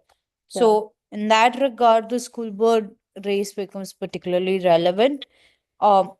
Interestingly, because a lot of DeSantis appointees have now lost in the state's round of races this time, it feels like a lot of DeSantis candidates have not gained the kind of traction they had earlier. And so even despite that, we're seeing Duval emerge as one of the few school districts within the state that now have a red majority on the school board. What are the implications of that for some of the top issues facing Duval schools? So the implications for that, well, a lot of what the school board does is lobby legislators, is to procure more funding for the school district and things like that. And so when you have school board members who have who have interests within, say, the charter industry or within other industries that could profit of taking away public funds from public schooling, then that does become a conflict, and hence that does become a major issue for voters today. So in that regard, school districts, they interact a lot with legislators, which is how a lot of our reporting, even within the bus patrol story, also explored that connections between school board members and legislators as well. So because of that, there are a lot of these links between legislators and school board members. Yeah, great. Well, thank you. We'll keep reporting on that. And you can find that story at jackstrib.org. Thank you so much, Nandini. Okay, if you're just joining us, we are here at the Jesse Ball DuPont Center, and you're tuning in to the Tributaries Live 2024 election event. So we have our trusty whiteboard behind us, and as you can see, there are quite a few local races that have already been called, and those stories are actually published live on our website, which is jackstrib.org. And here's where I just tell you, when you're on jackstrib.org, take a moment, and if you are able to support this work, we exist because of supporters of local and independent nonprofit news. So we're fully funded by contributions, and it would mean a lot to the team. Chip in for pizza tonight, and go to that donate button and consider making a one-time donation if you're already one of our monthly supporters. And if you're not yet and you have the ability to do that, we would love for you to become one of our monthly supporters, and you'll get all kinds of additional information and all of that great content that is so important in elections, but really moving forward as well to hold elected leaders accountable. And that's something that we're going to not let our foot off the gas on. So if you are able to make a contribution today, it would be appreciated, and it will be matched, triple matched. So your $1 will become $4 for the Tributary. If you donate anytime this month or next month, thanks to generous support from Newsmatch, which is supported by the Institute for Nonprofit News, the Jesse Ball DuPont Fund, which is matching all online donations up to $500. And we have some generous supporters of the Tributary who are also matching those funds. So your $1 for the Tributary becomes $4, and it would mean a lot to us if you would consider contributing today. So we're going to check back in and see where we are. Andrew, it sounds like you have another race to call for us. Yeah, so it is impossible for cannabis legalization to win at this point. There have been close to 9 million ballots counted that we see. If you look at just what's remaining, there's about 2 million remaining. And the number that would be needed is just too far out of reach at this point to hit the 60% threshold. It's sitting at about 56%. 56%. Yeah, so we're still seeing those coming in, the amendment results. Abortion is doing better. So abortion has picked up a good bit. So I'm pulling those numbers and plugging them in and checking to see where that's at. As we await 8 p.m. 8 p.m. is when the Panhandle, which is on Central Time, their ballots close. They've still been voting. They are still voting right now. They close at 8 p.m. and then we start to get statewide results. Right now, we have to pull them individually from all 67 counties, or at least the counties that are reporting. Soon, we'll be able to get it directly from the state. And so that will help us to have even more reliable numbers. Yeah. Great. Thanks for that update, Andrew. And do you want to mention that if you want to kind of follow along at home on jackstrib.org, we have some live embeds that are counting those ballots as they come in as well, and reporting those results from the supervisor of elections offices. So you can follow along with us. I think one of the things that makes this next 5 minutes, a little bit uncertain is just how many votes are left in the Panhandle. And of course, polls do close there at 8 p.m., which is 7 p.m. in Central Time. And then, of course, there are still ballots waiting to be counted here in Duval, odds and ends of precincts that still need to report. And of course, there may be folks who turned in their mail ballot right up until the deadline. And so those are still being tabulated, but we have pretty good results for local races. And just to recap, Duval County Judge is called for Shayla Lee. Duval County School Board is called for Reggie Blunt. That was a runoff in District 5. Florida House districts have all been called, and all of our local House and Senate districts have been reelected the incumbents. And the same thing is true with our local congressional districts, both 4 and 5, called for incumbents Aaron Bean and former Sheriff John Rutherford, now Congressman. And then a recap of our amendments. So, Andrew, at this point, is it looking like any of the amendments have a chance to pass, or is it possible that all 6 will go down? All 6 will not go down. Amendment 2 is definitely going to pass. That is the right to hunt. But hold on while I Sure. plug numbers in. Yeah, so just a quick recap of the amendments. Amendment 1 was a question about whether to make school board races partisan. Right now, school board races are nonpartisan. So even though, as Nandini was talking about, there have been a lot of endorsements and kind of crosstalk around whether candidates might align to one political party or not, when they appear on the ballot, there is no political party next to them. So those races are not currently partisan. This ballot initiative, which was passed by the legislature, would convert those races into partisan races. And actually, all but amendments 3 and 4 were added to the ballot by the Florida legislature. So there's 2 ways that constitutional amendments can appear on voters' ballots. The first way is if they are added by the state legislature.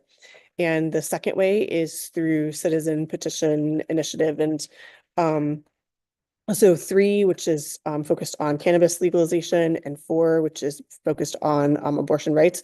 Those 2 were added by citizen petition, and the rest of them were added by the state legislature.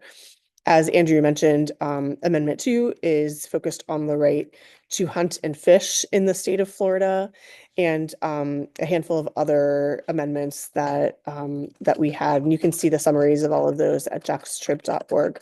But the 2 taking up probably the most news space have been Amendment 3 and Amendment 4, in particular because they have received a lot of news coverage as they got kind of workshopped to be added to the ballot. But also in recent weeks, we've seen a lot of news coming out about work that the state government has done to try to defeat both of those. And so that's been the source of a lot of news stories, both here in Florida, and it's come out to some national sources as well, as you heard from Shefali Luthra earlier in our broadcast, talking about what the implications of this amendment's passage or failure in Florida may mean, not only for people locally and statewide, but also in the national landscape as well. As she told us, if it did fail here in Florida, it would be the first post-Dobbs ballot initiative related to abortion to fail in the country. And so some of that might owe to Florida's 60% threshold for constitutional amendments, but still lots to dig into there, and not a clear picture yet of whether that amendment will pass or fail. Yeah. Andrew, do we have any results on the race for US Senate? Hold on. So I was just going to explain kind of like where we're at Yeah. on the amendments Yeah, a little great. bit further to give a sense. So like for cannabis, in order for it to somehow pull out a victory, it would need about 80, or let me see here. It would need about 80% of the votes. In the Panhandle. Of the remaining Oh, of votes the to be remaining votes. counted. For abortion, it would need about 66% of the remaining vote to be counted. It's currently sitting at 58%. So that's why it seems unlikely at this point. But let me see. Polls have just closed in the Panhandle, so we'll get those soon. Rick Scott is leading statewide by about 10 points, given where the votes remain, which is in heavily Republican areas. I think it's safe to say that Rick Scott has won re-election. And similarly, former President Trump in Florida, for Florida's 30 electoral votes, has about 55%. Kamala Harris has 40%. And it looks like we may be at the point where there's not enough votes left that she could win no matter what. Gotcha. What Andrew's doing is looking at the votes that have already been counted and the votes that are remaining to be counted, and looking at what percentage of those remaining to be counted votes would need to go in one direction or another to know whether it is realistic for that candidate or that ballot initiative to succeed or fail. And so that's where these race calls are really developed, is by looking at whether there is a statistical possibility for the candidate that's being called to not win. And so when we call those races, it's really either based on truly a majority of votes being cast for that person, or based on, hey, what do we know about the remaining ballots to be counted? What would need to change, and what percentage of those would need to change in order to go in the direction of that candidate. So that's how that race call is working. And yes. So I am going to call and publish for former President Trump and for Senator Scott, just for Florida. This is not nationwide, but for Florida's 30 electoral votes, in order for Vice President Harris to beat former President Trump, she would need 85% of the remaining votes. And in again, Florida, that's coming from heavily Republican areas, so it's not possible. For former Congresswoman Debbie McCarcel-Powell, she would need a similar margin to beat Senator Rick Scott. So both of those we can call already. Gotcha. Okay, we'll keep bringing you information as it becomes available, and on jaxtrib.org you can find all of this, these live results as they're coming in, as well as stories that are being published by our team here, writing about those local races in particular. And then we'll also be, once we have calls on the amendments, pushing some stories through from the Associated Press, looking at all of the amendments and where they land.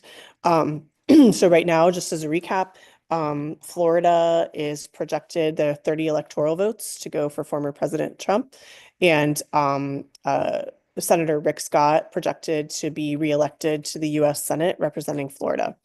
Here on our whiteboard, just as a quick recap, we've called Duval County Judge for Shayla Lee, Duval County School Board District 5, that runoff for Reggie Blunt. All of our House districts in Northeast Florida have been called for the incumbent candidate. And same for our congressional representatives in Congress. And amendments 1 through 6, looking at all of those individually, but of course, a high focus on Amendment 3, which is cannabis legalization, and Amendment 4, which is on abortion rights. And those margins are getting are pretty far from that 60% threshold, but still not too close to call, especially as the Panhandle districts just now are starting to close because they're on Central Time. So it's 8:04 p.m. here Eastern, and it's 7:04 p.m. there Central Time. And so we'll start to get those results reported. Of course, we do know that Panhandle counties trend more conservative than other parts of the state, but we'll take a look at those districts as they come in. Andrew, is there any information on Supreme Court retention? One of the things that we vote on here in Florida is when there are Supreme Court justices that are appointed by the governor. They do go to ballots, and it's a simple yes or no question. Voters are asked, should those justices be retained or should they not be retained? And that's actually one of the most read stories on the Tributary's website this election season. And it's in part because there's not always as much information about judges. And we get that question a lot from folks. How do I learn about the judges that are on my ballot, and what are the issues at stake? How do we know kind of what we're deciding here? And so the Tributary published stories on all of the judicial elections, as well as the Supreme Court retention votes, in part because we heard directly from you that that was information that you wanted and that you needed to be able to make an informed vote. And so because of that, I think that's one of the reasons why those stories were extremely well read, is because people were searching for that kind of information. And that is what we do here at the Tributary, really try to make information available that would not otherwise be accessible to folks, and report those stories in depth. So instead of, you know, linking folks to their website or publishing some of their platform, really our reporters take good time not only to review that information, but also to dig deeper, do things like request personnel files or examine campaign finance. And that is really, really important to what we do here at the Trib. Just knowing that there's so many folks who feel like they can't find the information that they need before they vote. So Andrew, do we know anything about Supreme Court essentially? So both justices, it appears have won re-election.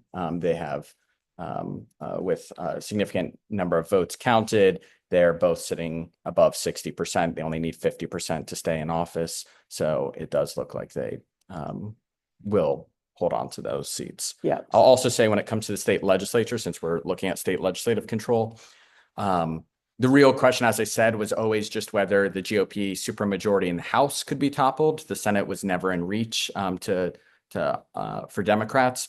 But the two most vulnerable Democrats in the legislature, or at least the two most Democratic-leaning Republican-held seats, were Vicky Lopez and Fabian Basabe. Basabe has been accused of sexual assault and a number of sexual harassment. There's a criminal investigation underway, but he did win re-election in Miami Beach, and Vicky Lopez won in the city of Miami. And so those are both districts that, Biden won by double digits. Hillary Clinton won them by significant double digits, and yet they were able to retain and hold on. So in that question of how much has Florida shifted since Ron DeSantis's wave year in 2022, it is looking like Republicans are doing very well up and down the ticket in Florida so far. And Miami-Dade also has a number of local races for the first time on the ballot. They didn't used to be elected, and it is looking like Republicans are leading in a number of those. So to the question of how much are we seeing Miami-Dade continue its shift rightward, it looks pretty certainly more Republican than it used to be. Yeah.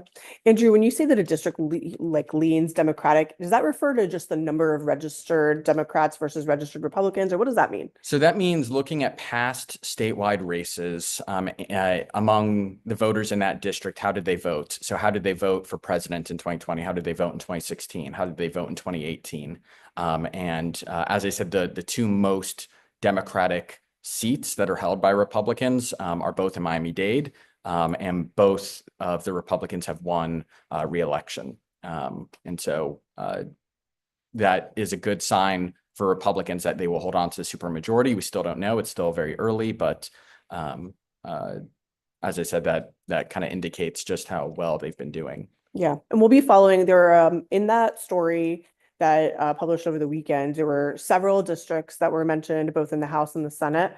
And I know we'll be following some of those closely just to see if they are changing at all, but definitely interesting. And I'll be really interested to see as well whether those districts that lean Democratic but maybe have a Republican House member, are they primarily going for former President Trump, or are they going for Vice President Kamala Harris? Some of that data analysis I know is still to come. Yes, that's right. That'll take some time until after all the results come in and we're able to look at the results, break it down to district level, but that'll take some work, and we use an algorithm to do that. But yeah. Yeah. Okay, if you're just joining us, this is the Tributary, and we are on our election night live broadcast. We're in the home stretch here because so many of the races that we're following for you today have been called. So our whiteboard has got a lot of check marks on it. And you can visit our website at jaxtrib.org where you see those check marks. Those stories have been published, and thanks to this incredible team Pretty much as soon as the races have been called, those stories are published online.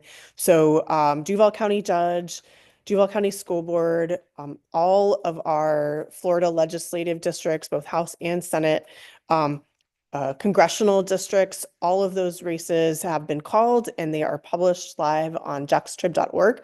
So lots of great information for you to dig into. Some of the other things we have on the website are embeds of data that's coming from the supervisors of election.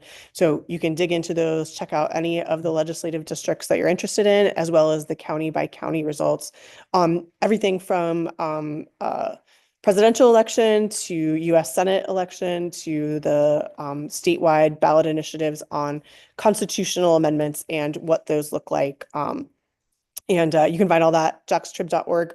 While you're there, consider making a contribution and join so many folks who are standing up and saying, yes, we support fearless journalism.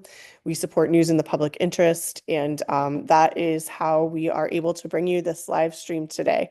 So I would be remiss if I didn't ask you to consider doing that. And if you're interested in volunteering or in being a part of this work at all, or if you just have news tips for us, email us at info@jaxtrib.org. We read all of your emails and we try to respond to every single one. Just knowing that you're out there and that you're reading makes a huge difference for us. And we're just excited to have the chance to serve you in this way. And so I will see if we can get Nicole Manna. She's one of our incredible investigative reporters to come on down, talk about the races that she's covering and a little bit about kind of perspective on what we know about Florida. So Nicole, tell us about the districts that you're covering. She's giving me a face, y'all. Hello. So we have already talked about those districts that I'm Mhm. covering. Okay. Republican Dean Black won District 15, District 15. and Republican incumbent Jessica Barker Baker, won House District 17. House District 17. Yes, and both of That's those all I were know. both of those are incumbent Yes. Republicans. Okay. Correct. Okay. All right. Well, thank you so much, Nicole. Appreciate it. No problem. All right, that's where we stand now. Polls have closed in the Panhandle on Central Time, and we'll be tracking amendments 1 through 6. Andrew, do you know if any of those amendments are callable outside of the ones that we've already talked about? So I am actually plugging that in right now. Okay, fantastic. So let's take a look and see.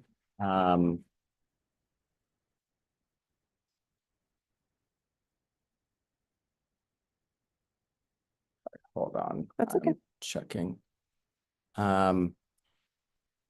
Yeah, so it looks like partisan school boards will not hit that 60% threshold it needs. Okay. It's out of reach at this point. It hit about 55% of people wanted partisan school board elections. As I said before, the right to fish and hunt has passed. Legal cannabis would require at this point about 95% of the remaining votes. So that will not pass. And then let me plug in abortion at this point is at 57% of the vote, and it needs 60% to pass. So of the remaining votes, which there's not very many left to count, it would need a significant portion, close to 80% of the votes in order to hit that threshold. It does look like we passed Amendment 5. What Amendment 5 does is it ties your homestead exemption to inflation. And so to not allow your taxable value of your house to rise kind of faster than inflation. And then lastly, the repeal of campaign finance. Public campaign financing is out of reach. It can't win at this point. Okay. So it's looking like right now the only amendments that are certain to be passed are Amendment 2, which is focused on the right to hunt and fish, and Amendment 5, which is focused on tying your homestead exemption for people who are homeowners in the state of Florida to the rate of inflation. That's right. Yeah. And Amendment 4 probably still too close to call, or do we feel like there's a call on that yet? I am doing one last calculation of what remains. So there's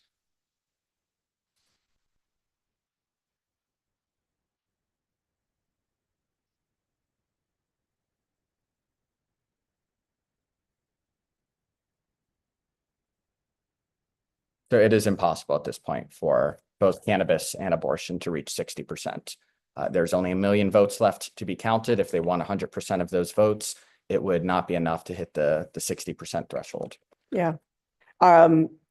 Do you think that this is coming as a surprise, or is this something that a lot of folks were predicting, as Chaali was talking about earlier? I think that abortion was always more of a question, but I think that people were more confident that cannabis, which is something that former President Trump himself said that he supported.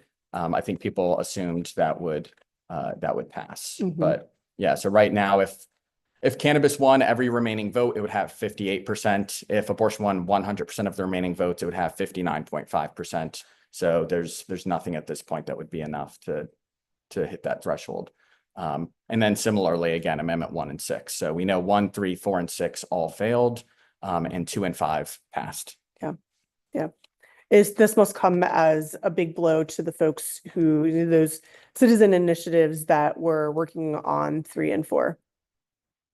Yes. Yeah. And this is also, I think, going to say whether future initiatives, whether national funders invest in Florida, given the high stakes or the high threshold, as well as how expensive Florida is to campaign in. One of the reasons that this 60% threshold was passed was in 2004. Now I'm showing my age. 2004, the class size amendment passed in Florida. And it was just over 50%, and it was extremely controversial. It was one of the things that folks were following most closely at that time. And after that, there was quite a lot of talk about requiring there to be 60% instead of 50% to pass constitutional amendments in Florida. And so that it's in and of itself actually went to a ballot initiative, and the year is escaping me. But more recently, and that has been a huge barrier to constitutional amendments here in Florida moving forward. So make sure that if you have questions to put in the chat, let us know. We're going to be joined in a few minutes by Nate Monroe, who is a columnist for the Florida Times-Union, to talk a little bit about implications of this election in Florida and what we know about the national political landscape. But for those who may just be joining us, this is the Tributaries Live 2024 election night coverage. And as you can see from our whiteboard, all races that we are following here at the Tributary are officially called. So just to recap where we are, we'll start at the top. Duval County Judge, that's been called for Shayla Lee. She is only the second Black woman to be elected as a judge in Duval County. In, I think, what will be a surprise for a lot of folks, Duval County School Board District 5 has been called for Reggie Blunt. This was a runoff from the August primary between Hank Rogers and Reggie Blunt, and Reggie Blunt endorsed by quite a few conservatives, including Moms for Liberty. All of our House districts and Senate districts here in Northeast Florida have been called for the incumbents. And you can find all of those stories on jaxtrib.org if you want to learn more about those races. And we're also following some more swing counties out of Florida, in particular House District 113, which is where Representative Vicky Lopez, the incumbent, was reelected as a Republican in a majority Democratic district. We also have stories up on U.S. Congress District 4 and 5, which are our representatives for Northeast Florida in the U.S. Congress. Both incumbents, Aaron Bean and John Rutherford, were reelected. And then something that probably got the most airtime in attention, the constitutional amendment ballot initiatives that were in front of all Floridians. So just from the top, one focused on partisan school board elections, that did fail. And just as a reminder, 60% is the threshold in Florida for a ballot initiative to pass. Amendment 1 on partisan school board elections failed. Amendment 2, the right to hunt and fish, passed with more than 60% of the vote. Amendment 3, which was focused on cannabis legalization, has failed, did not reach that 60% threshold, although it was above 50%. And the same is true for Amendment 4, which is focused on abortion rights, more than 50%, but not above that 60% threshold required.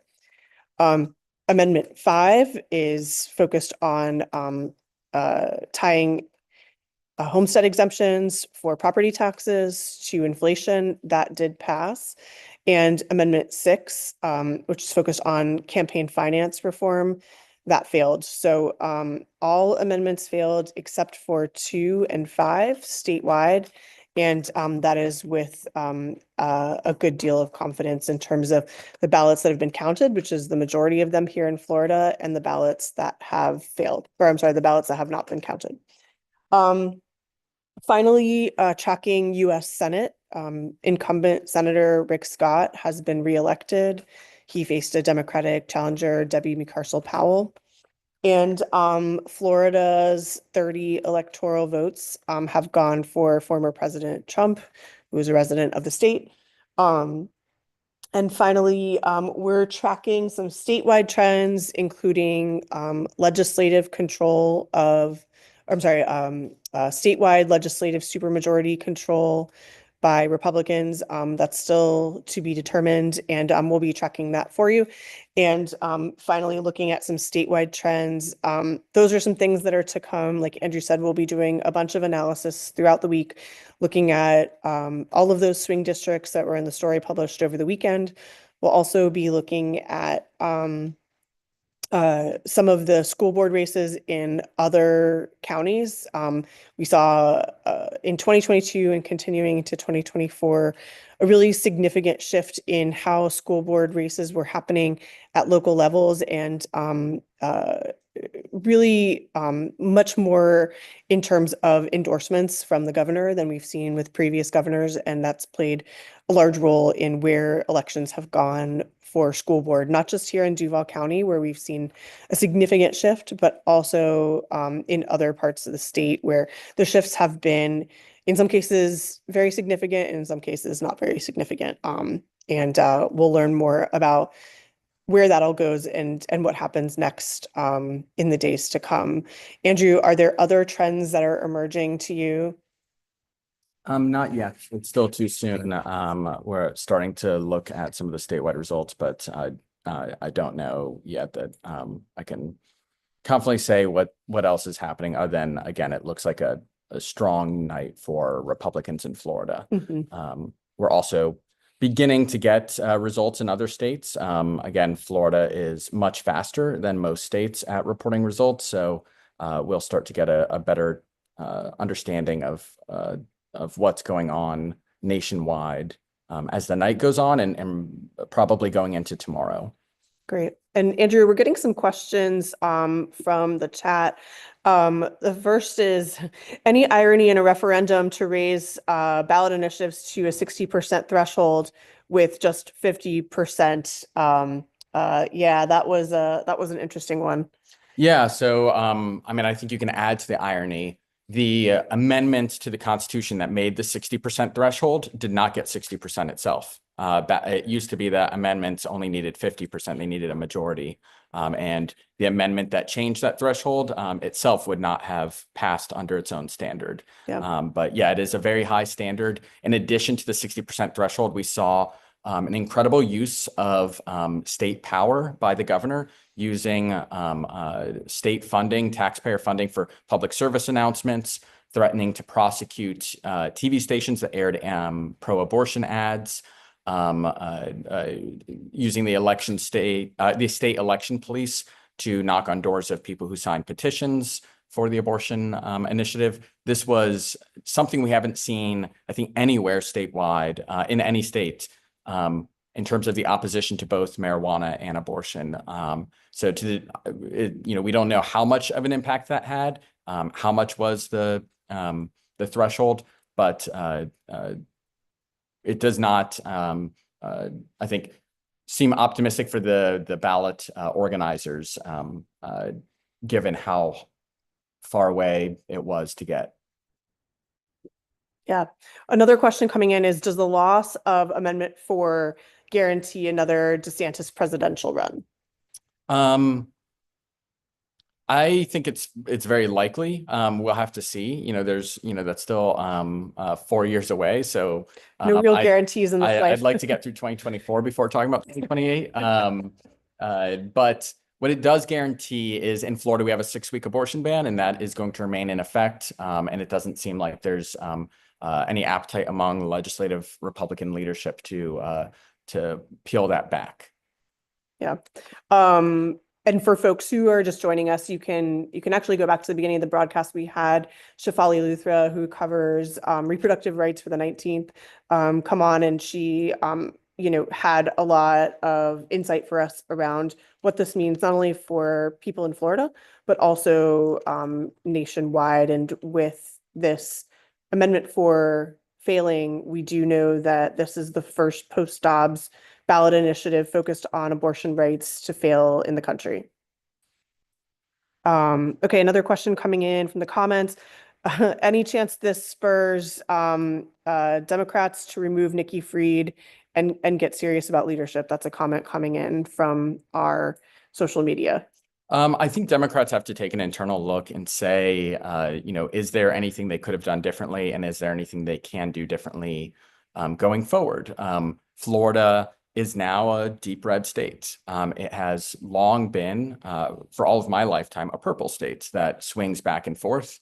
As it enters into this new status, the question is, what do you do when you're the minority party? One of the things that the party did this time was they put money in to have somebody run in every single legislative seat. So instead of kind of focusing the funds on just a few seats. So that's one of those things that I think will be looked at, and people might second guess and say, should they have focused their investment elsewhere? But it also means, are you abandoning portions of the state? There's a lot of strategy decisions that I think the party needs to make on how they move forward when it seems so far out of reach, winning 2 elections in a row by very large margins.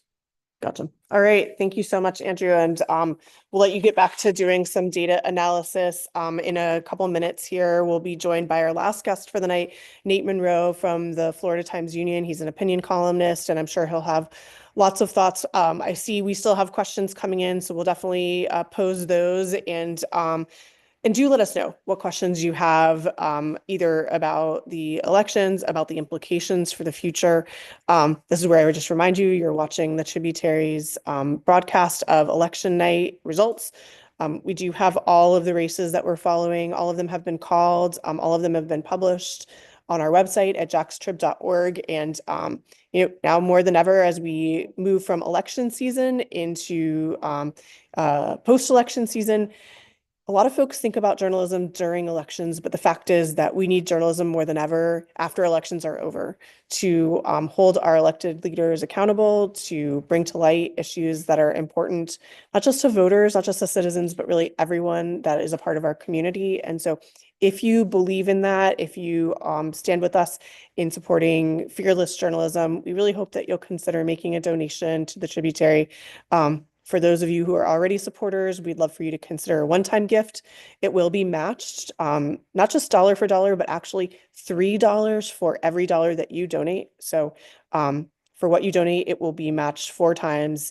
And if you make a new monthly donation, if you're coming to us monthly for the first time, that will actually be matched 12 times, because we'll take the value of your donation, multiply it by every month of the next year and then match that. So if you are able to make a contribution, now is the time to do that.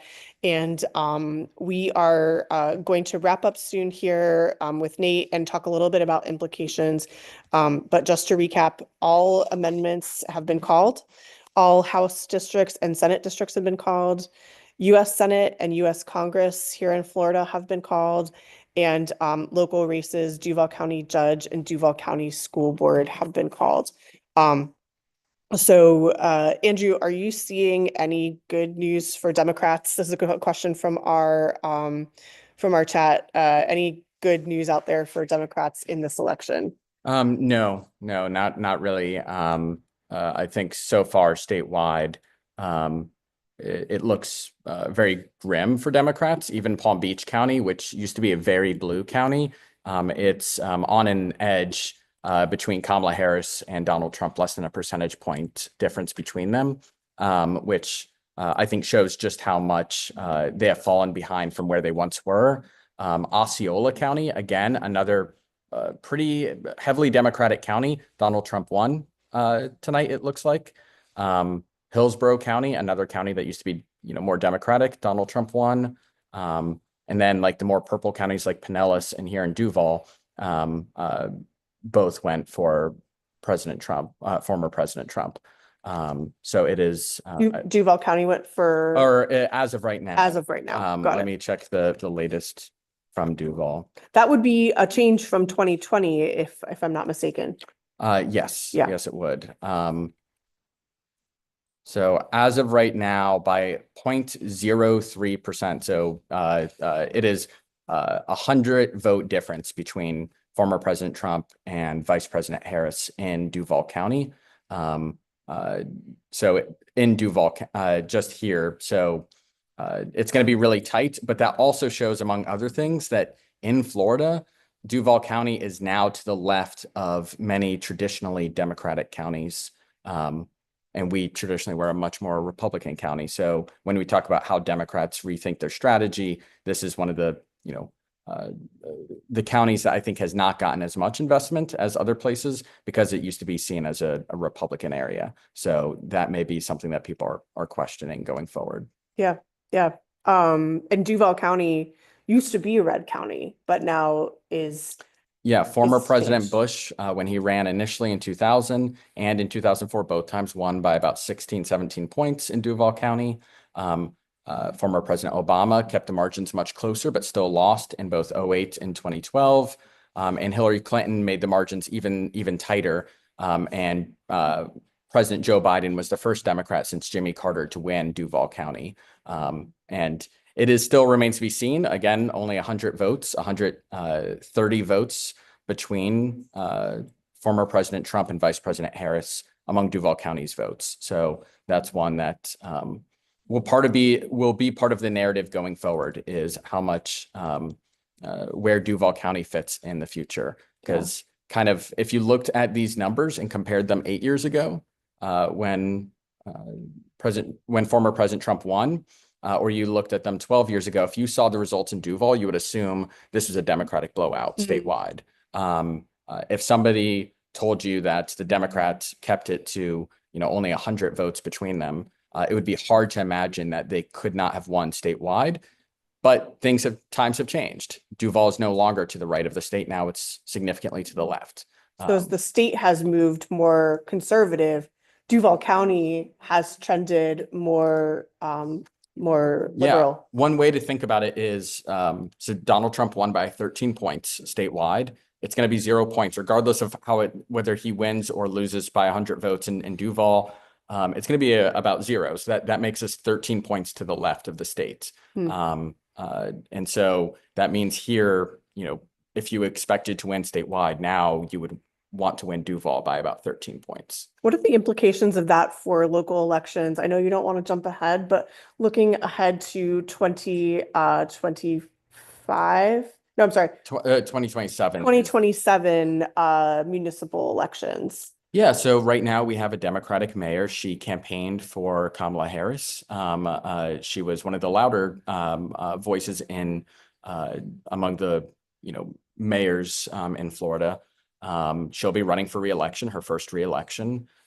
She faces a Republican supermajority city council, which will probably remain supermajority given the way votes are concentrated and segregated in Jacksonville and the way the districts are. So that will probably continue. The question is, how much of this affects Republicans' efforts to win back that mayoral seat and when they try to campaign against her going forward? Yeah, I know that's many, many years into the future at this point, but we'll keep taking a look at all of the data that's coming out, really looking at the state legislature and whether that GOP supermajority is going to hold as it currently exists. Based on what you're saying, it sounds like that is a likely situation. And we have another question coming in. While we wait for more results, what is the effect of the recent Supreme Court decision on congressional redistricting in Louisiana? Proportional representation is the principle at the root. Yeah, so what we are seeing nationwide, that there were a number of states that either had accusations of violating the Voting Rights Act, which Louisiana was one, and they were ordered to draw a second district where Black voters could elect their preferred candidates. Alabama was another where they had to draw a second district. And that is going to be also creating, more Democratic leaning districts in those states. So when you mention proportional representation, that's not something that the U.S. has, but in other countries, the idea is the end result is supposed to be proportional to how people have voted, not just district by district. Yeah, got it. Well, we'll get Nate in on that question too in just a moment. But for those who are just joining us, we are the Tributary, and we are hosting our 2024 live election event. We are actually coming to a good degree of finality on the races that we're tracking. So all constitutional, all of them. all of them. So all constitutional amendments, all statewide races have been called. And would you say that all of our House and Senate districts for the legislature have also been called? All the ones that we were covering. So next up, we'll just be putting together whether the supermajority. And so, but other than that, yeah. Yeah. Yeah. And just as a reminder, supermajority in the Florida legislature just means 2/3 or more of either body or both is composed of representatives from one or the other party. And we have had a Republican supermajority in the Florida legislature, and have a story that explored that on jackstrib.org. So you can see some of the districts that were in question, and we'll be looking at the results of those to see what we know about that supermajority and some of the issues that they might take up in the upcoming legislative session, which kicks off in the new year. Yeah. Do you know what kind of legislation might be top of mind for this newly elected legislature?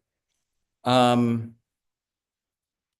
think continuing to deal with the property insurance crisis is going to be something that people continue to focus on. There was a question earlier about whether Governor DeSantis is going to run for president. If he is, probably there will again be some cornerstone conservative legislation. We've seen Florida lead among red states on education policy with the restrictions on discussions of sexual orientation, restrictions on the discussion of race. We may see that continue or escalate. And then with these powers of a supermajority, they can make more public records exempt. They can make public meetings exempt. They can propose more amendments onto the ballot directly.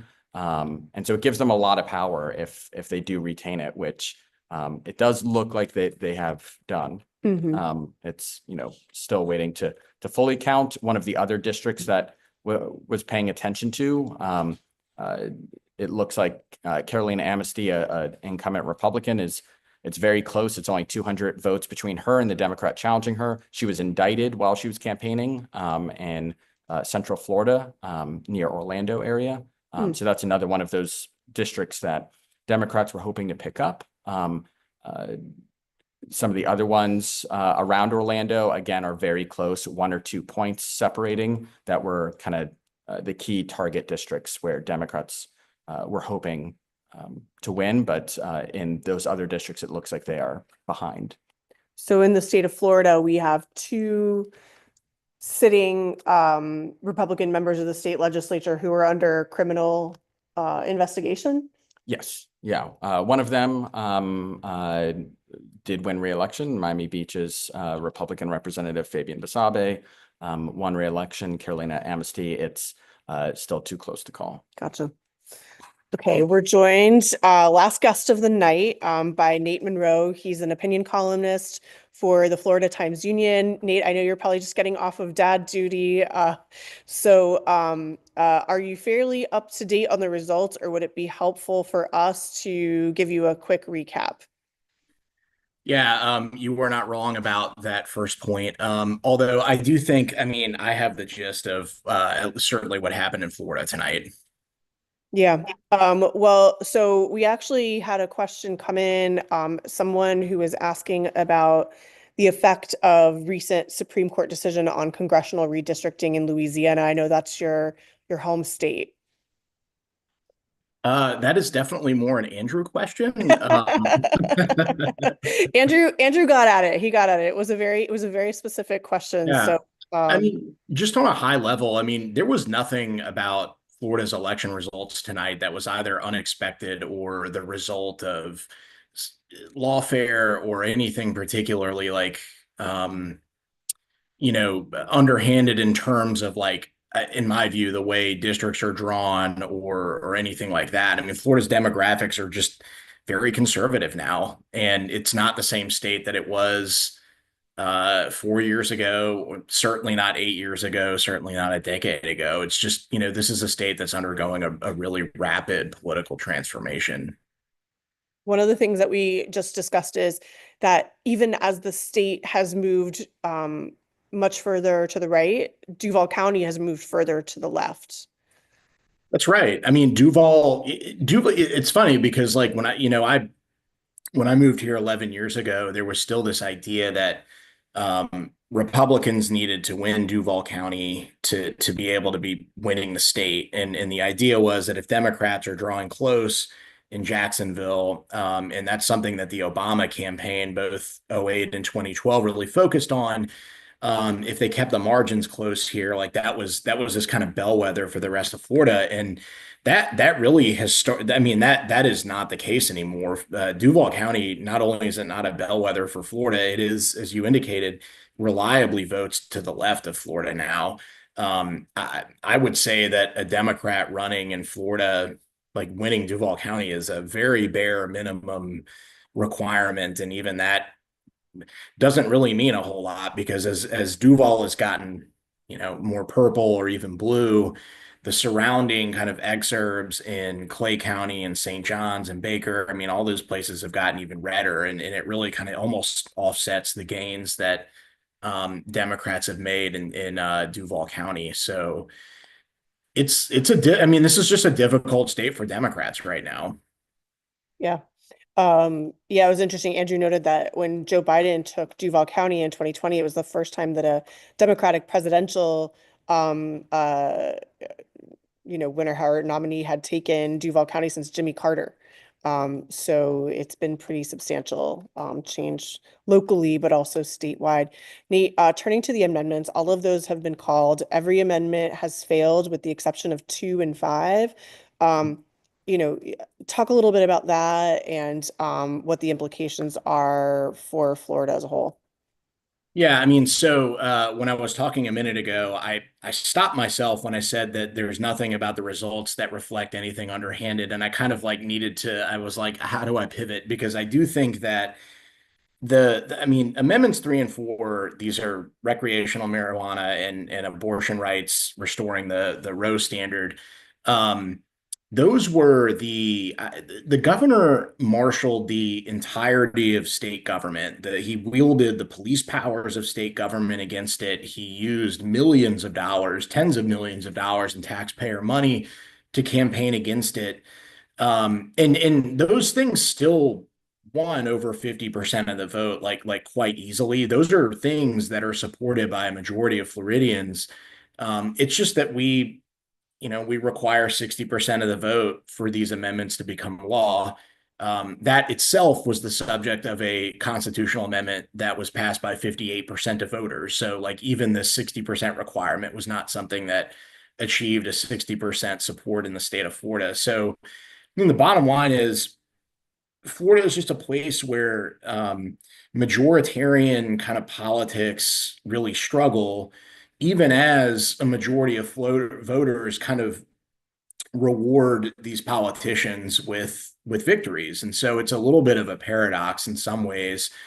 And you're seeing that play out in Florida. I mean, there are a lot of concerns and there's a lot of dissatisfaction about the state of homeowners insurance. The property insurance market is essentially crashed.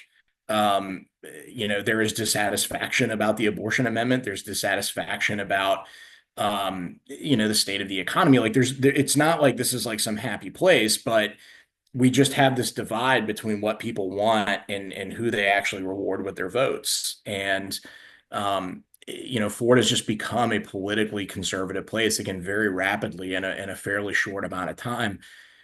The 2016 results in Florida, the presidential results and tonight are just shocking. Like, I don't know that there have been a lot of transformations in American politics in such large states in such a short amount of time. And that's something Andrew and I have talked a lot about too. Yeah. Nate, what are the implications of all of this for the Democratic Party in Florida? Where does it go from here?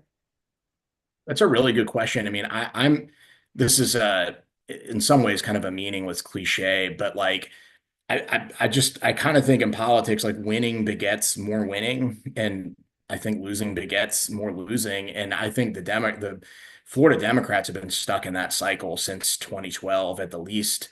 And on a state level, discounting the presidential election, we're going on. I think Republicans took control of Tallahassee in 1998. So, we're going on well more than 20 years now of essentially one party rule in Florida. That's an awfully long time to be losing elections. Donors are going to be reluctant to get invested in campaigns. These amendments, I think, are meaningful. I think that that's going to really stymie any efforts to get, more kind of progressive citizen-driven amendments on the ballot.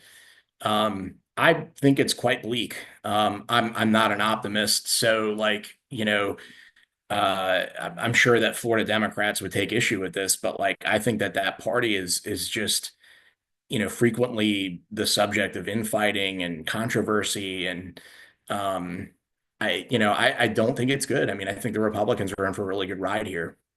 Yeah, and conversely, what does that mean for the future of the state legislature and retaining that supermajority? What can we expect to come out of that in the coming year? Yeah, I mean, that's a good question. I think part of what's going to happen here is the state, and this has already started to some degree, is going to pivot kind of away from the DeSantis era some. I think that DeSantis, and I believe this is true, even regardless of tonight's results, like he has lost some cachet with the legislature. He's a lame duck. And, I think it'll be interesting to see. I think we'll have a better sense of what the legislature is going to do um, when we start figuring out what is the post DeSantis Republican landscape going to look like in Florida. I don't think we really quite know that yet, but that should come into focus here pretty soon. Yeah. So what else are you checking across the state, Nate? What are you going to be looking at when the data is sort of all said and done? I mean, I really think a lot of it is it's pretty set in stone, right? I think we expected Florida to come in pretty early. I think we had a good sense of what the results were going to be, just looking at, a lot of the early voting trends. Frankly, at this point, I mean, I'm looking a little bit nationally. I sort of have this thesis that Trump's political movement is a very sort of Floridified political movement. I kind of think that Florida in some ways is kind of on the ballot nationally. Obviously he moved his residence from New York to Florida several years ago. His coterie of advisors is very Florida heavy. I think his Susie vision. Wiles from here, right here in Jacksonville. Susie Wiles is from, right here in Jacksonville, is a very, someone whose shadow looms very large over city politics even today. And I think that, a lot of the ideas that animate his like Trumpism and even like Project 2025, to the extent he claims it's not his, but those are all, like, a lot of those things are Florida ideas. Stacking the courts, this kind of like anti-majoritarian sort of style of politics, bending the bureaucracy to your will. Again, that's something that happened with these amendments. It's just kind of a very sort of far right view of the law and of executive power. And so, that's like my big interest tonight is like, do Americans want this? Like, do we want to make America Florida? That was DeSantis's actual presidential slogan when he was running, was "Make America Florida." And I think even though he's not in the race, that is kind of Trump's sort of tacit, kind of his tacit platform too. Yeah. Nate, well, final thoughts. What are the implications of all of this for journalism in the state of Florida? Well, the thing that I found a little bit interesting, and this is really parallel to what we've talked about, I thought it was interesting, and I thought it was a little bit depressing that, as far as I know, no at least major newspaper in Florida endorsed in the presidential race.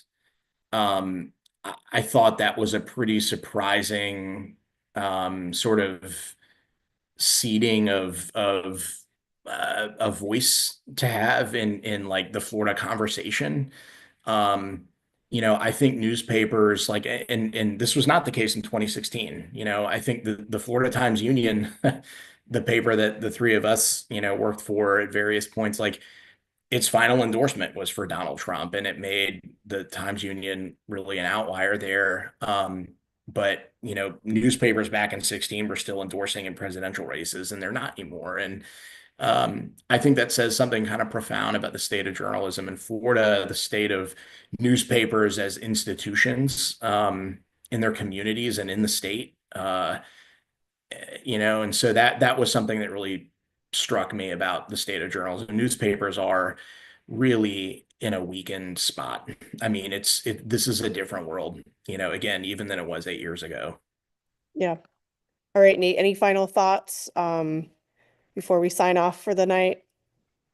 No, I mean, we'll be signing off, but like not really, right? So we still have a ways to go, it looks like. So we'll see what happens. Great. Well, thank you so much for joining us. And like you said, the work continues. So we'll be reading, and thanks for jumping into the live stream tonight. For sure. Thanks for having me, and thanks for the work you guys do too. Thank you.